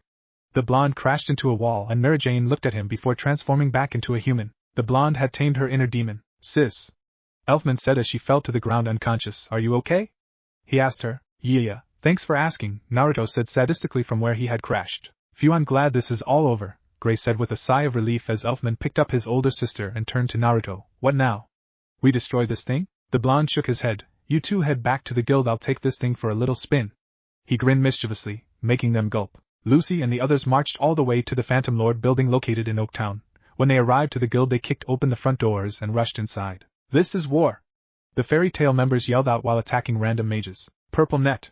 Macau yelled while his fire turned into a giant purple net that trapped a handful of Phantom Lord mages. "Smoke crush!" Wakaba then yelled as pink smoke shaped like fists burst out of a pipe he was smoking from. The fists punched the men stuck on net, knocking them all out. Elsewhere in Phantom Lord Alzak pulled out his gun and yelled, "Guns magic! Spark shot!" As he shot a bunch of the mages running towards him, they fell to the ground electrified by his attack. "Ha! Behind you, fairy trash!" Alzak quickly turned around to see a man about to attack him, only for Biska to shoot down the man. "Al, you're getting rusty, ain't ya?" she teased him before aiming her sniper rifle at a group of phantom mages. "Homing shot!" she yelled as she pulled the trigger. A grenade-like bullet shot out and landed in the middle of the group before it exploded, causing a huge explosion that sent them flying all over the place. "Open gate of the Golden Bull, Taurus!" Lucy yelled as she summoned Taurus. "Lucy-sama! You are looking as busta as ever," Taurus said with hearts in his eyes as he appeared before Lucy. "Just attack these guys," Lucy muttered while face-palming. "As you wish." Taurus grinned as he swung his axe. Minutes later, the Fairy Tail mages all managed to drive out the so-called Phantom Lord mages who ran out of the guild with their tail tucked in between their legs, or in this case up their asses. "We did it! Hip hip hip hooray! Fairy Tail for life!" The guild cheered, but their cheer was cut short as they felt huge magical power out of nowhere. They turned to see Jose looking at them with a dark smirking face. "Don't get happy just yet," Jose smirked at them, "because you still have to defeat me and the Element 4. But don't worry about them because I'm your problem now." "Darkness wave!" he yelled as he swiped his hand. Magic burst out of his hand and headed right towards everyone in Fairy Tail. "Lucy!"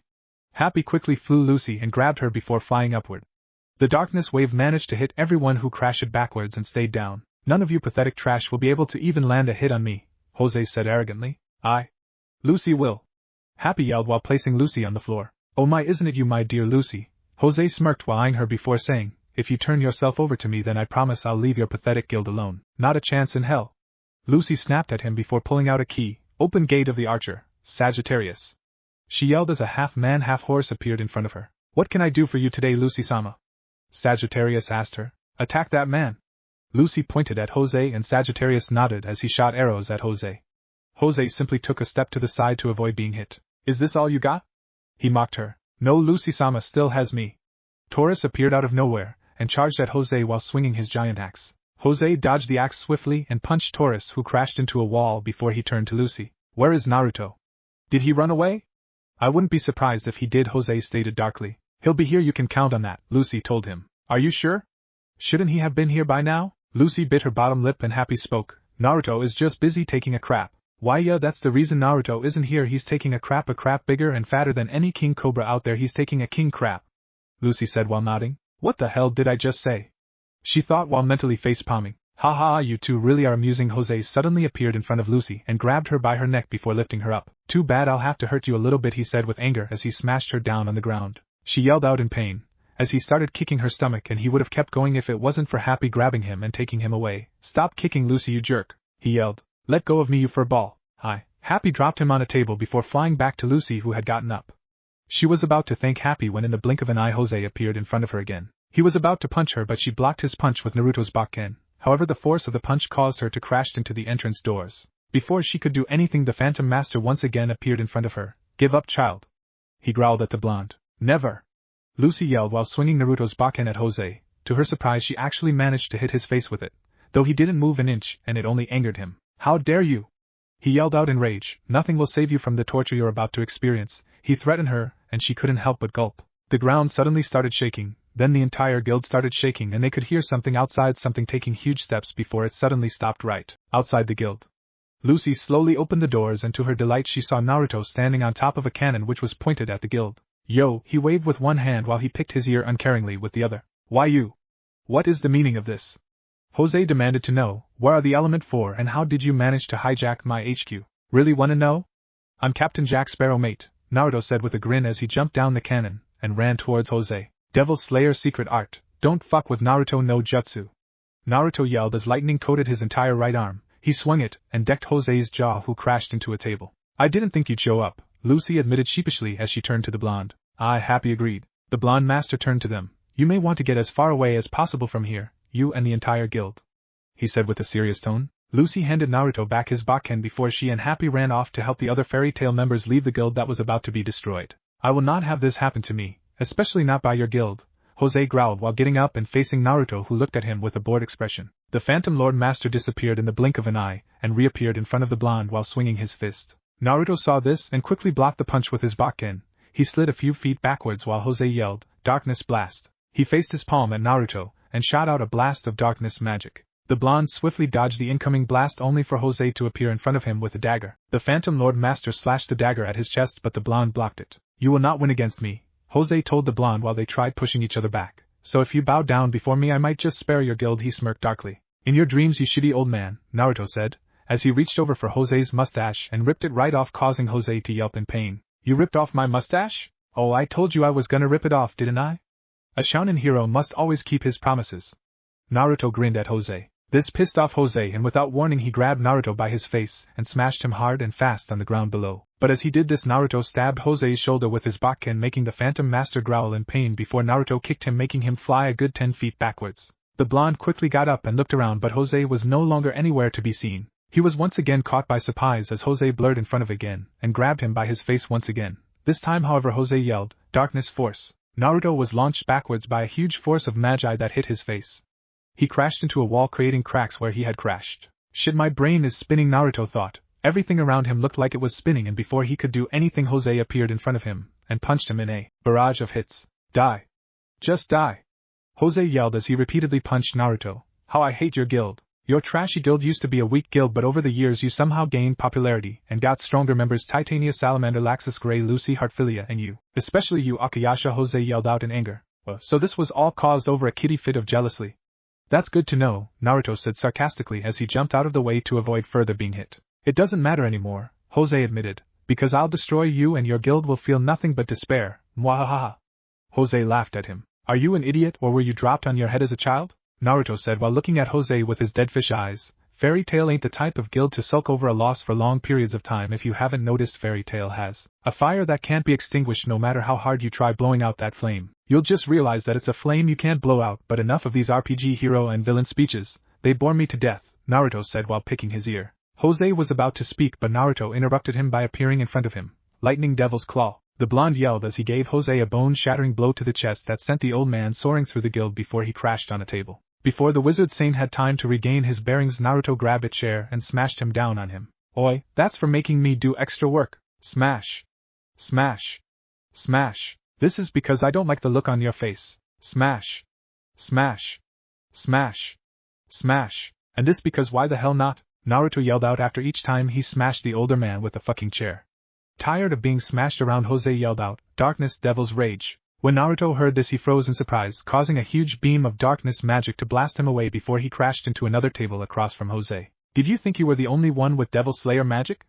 I've had enough of this nonsense. Blah blah blah. Enough of those RPG villain speeches. Speeches like that are what makes guys like you only last one arc." Lightning Devil's Rage! Naruto yelled this time as he shot out large beam of red lightning at Jose. Once again Jose yelled, "Darkness Devil's Rage!" as he shot at the incoming beam. As both attacks collided with each other, there was a huge explosion that destroyed half of the guild. Smoke covered the air completely while Jose and Naruto stood exactly where they were. Once the smoke cleared, they charged at each other like wild animals. Lightning Devil's Claw! Darkness Devil's Kick! With his crimson-coated fist, Naruto swung at Jose, who jumped up in the air while trying to kick the blonde, which worked because Naruto went flying backwards, but before he could crash into anything, Jose appeared behind him and yelled, "Darkness Devil's Arrow!" Making an arrow with the palm of one of his hands, he blasted the purple-colored arrow that pierced Naruto's back and exited his stomach before there was an explosion that pushed him backwards. "Shit," he mumbled out while coughing out blood before turning to Jose. "If you planned on penetrating me on the first date, the least you could done was buy me a drink." Jose growled, "Enough of your stupid jokes and just die." "Oh, but if I die I'll miss me a lot." "Shut up then, trash. Make me before I say something that'll hurt your little ego." Darkness Devil's Blast! Jose only yelled as blasted at the blonde. Naruto quickly yelled, "Lightning Devil's Rasengan!" as he smashed through the incoming attack and then appearing in front of Jose. He smashed his Rasengan at Jose's stomach and the man went flying backwards, but as he flew backwards Naruto appeared in front of him and kicked him upward and then punching him forward. Jose felt himself flying inside Jupiter's cannon, followed by Naruto yelling, "Fire!" His eyes widened as he saw the Jupiter cannon about to fire. "I will not die here!" Jose yelled out enraged before he yelled, "Darkness Devil's Rage!" He shot at the incoming Jupiter's beam and there was a huge explosion caused by both beams. Naruto had to take cover behind a table as he watched the Jupiter cannon explode, followed by the land around the guild being decimated. After a few minutes of silence, he stood up and walked towards where the Jupiter cannon once was to see a naked Jose on the ground unconscious. He has won. He had cheated by bringing the Jupiter cannon in, but the blonde had fucking won because screw fighting all out. Who had time for that shit? He looked down at his stomach to see his wound closing up and healing slowly. Time to head back to the guild, he said as he walked away slowly. Everyone from Fairy Tail was gone, so he figured they were all back at the guild. When he arrived to the basement of the guild, everyone looked at him before they started cheering happily. Naruto won against Jose. Naruto is man. He actually won? Holy shit. And I was here worried for no reason. I knew Master Naruto would win against Jose. Let's party in honor of Master Naruto. Naruto blinked as he watched the guild cheer. He only smiled as he sat down on a chair. Moments later, Mary Jane came up to him and handed him a strawberry milkshake. So how do you like being called Master Naruto? She asked him with a smile. He blinked. It was the first time anyone in the guild had managed to call him Master Naruto. He liked a lot, he had to admit. He had actually won their respect. Maybe being guild master wasn't so bad? Well, it wasn't, because he always used the guild's funds to go gambling. Not like they needed to know. What if Naruto is Makarov's grandson in Fairy Tail? And thanks for watching my video till the end. If you enjoyed this content, then do consider subscribing to my channel. And leave a like if you guys need the next part. Comment down, and thanks for watching the video, and see you guys in the next video.